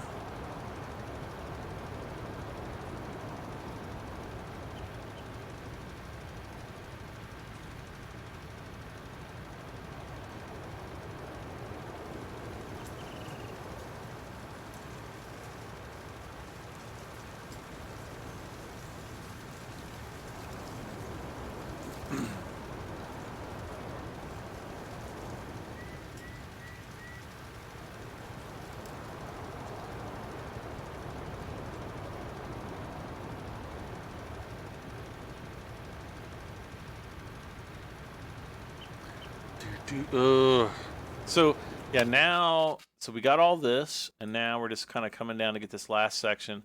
We'll take him and we'll just go right across the bottom here, and then we'll just beep boop beep boop beep boop. The sounds maybe not be, they won't be exactly the same, but yeah, you get what I'm saying.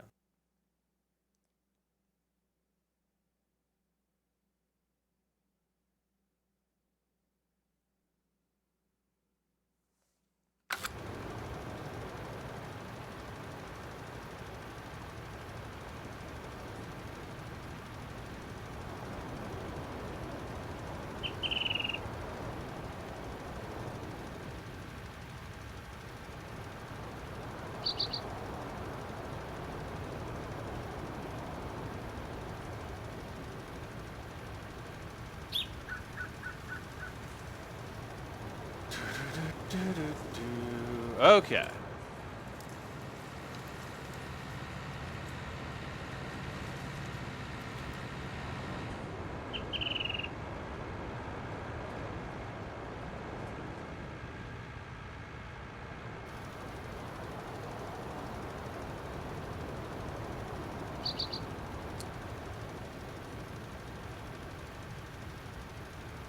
Guess I'll just hire the worker.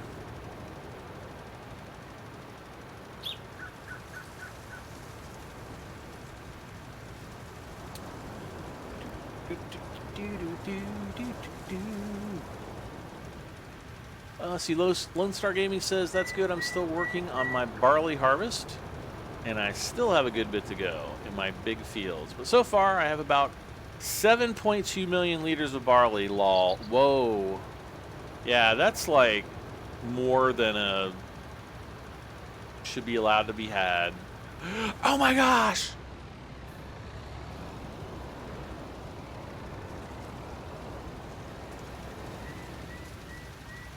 Alright. Could have been a national tragedy right there.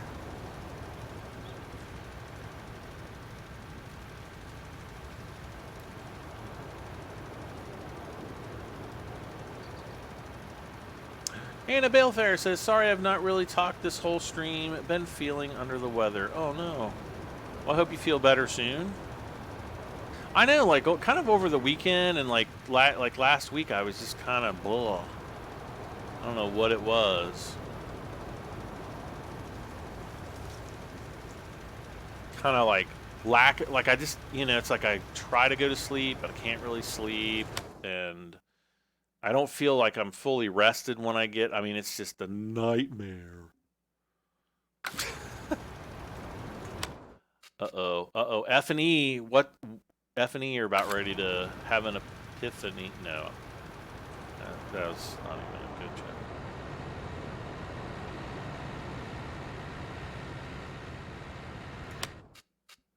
Alright, so we'll just have him go. Watch, they're going to get caught. No big deal. Helper F is blocked by an object. Alright, unhire you before the other dude turns around. Send you right back down.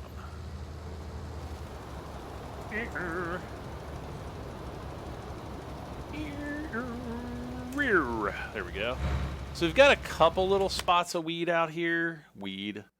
Not that kind.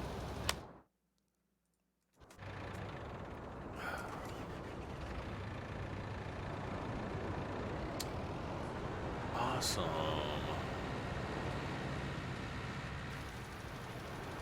Alright. So yeah, I can just hire the worker. He'll go back and forth. You know, we'll probably be done here in the next 5 to 10 minutes, which is nice.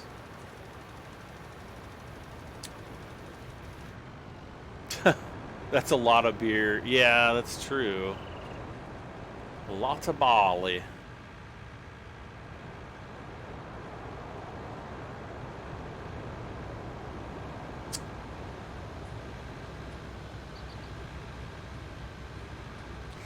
Oh no!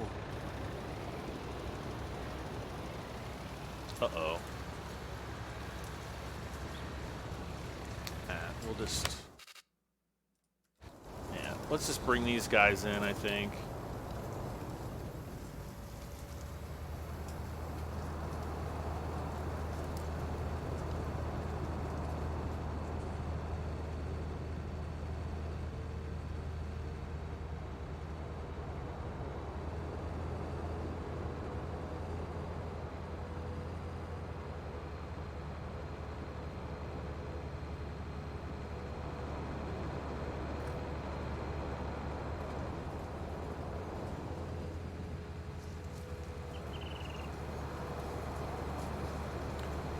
We're gonna drive.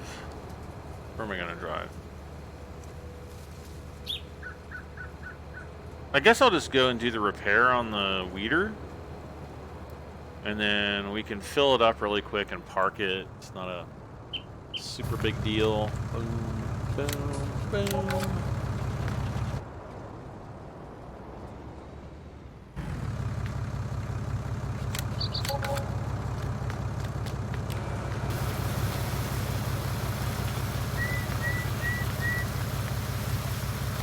Okay, that was annoying even for me to look at.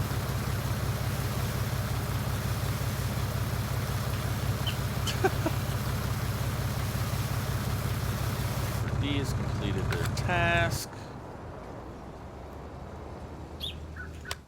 Really? Boom! We are done. How about that? How about those apples? All right, so we'll just fast forward time now. That's all we got to do, really. And, uh-oh.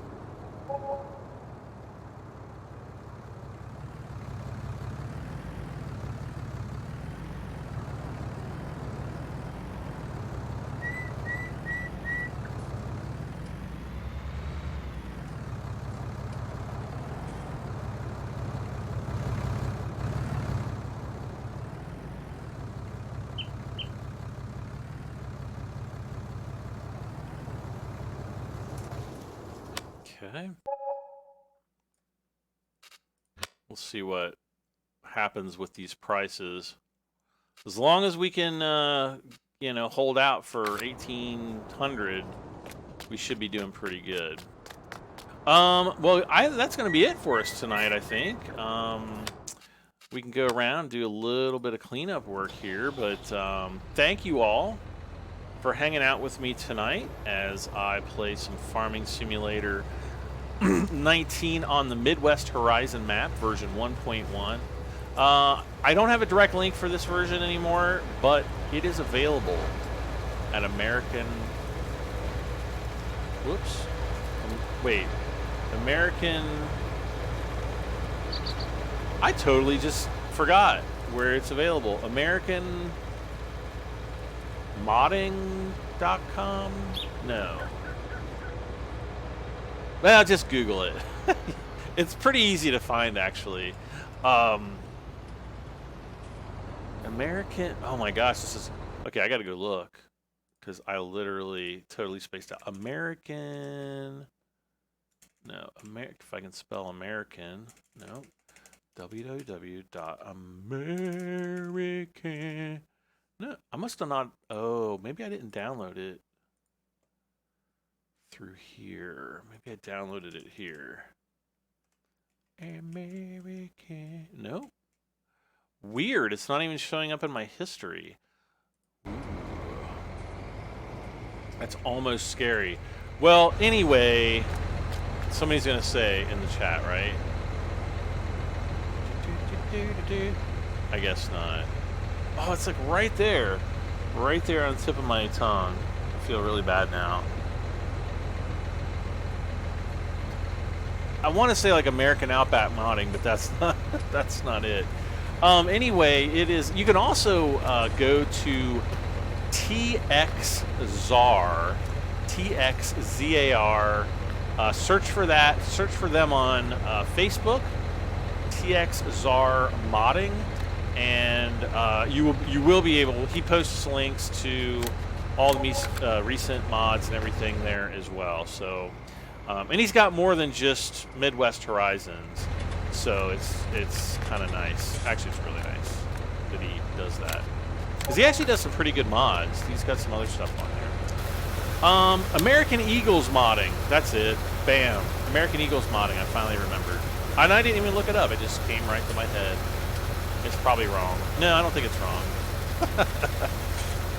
Oh, man. It's late. It's like 12:51 a.m. here.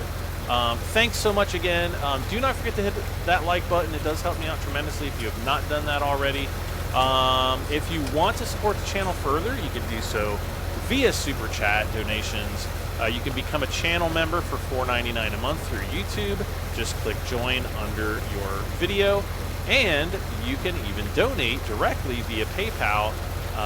The link is down in the video description. And I get your donations immediately. I don't have to wait for YouTube either. But thank you so much, guys. Farming Simulator 19, Midwest Horizons, version 1.1. I'm Bradham73. Good night, everybody. Sleep well, or have a great morning or afternoon, wherever you guys are. And we'll see you very, very soon. Bye for now, guys.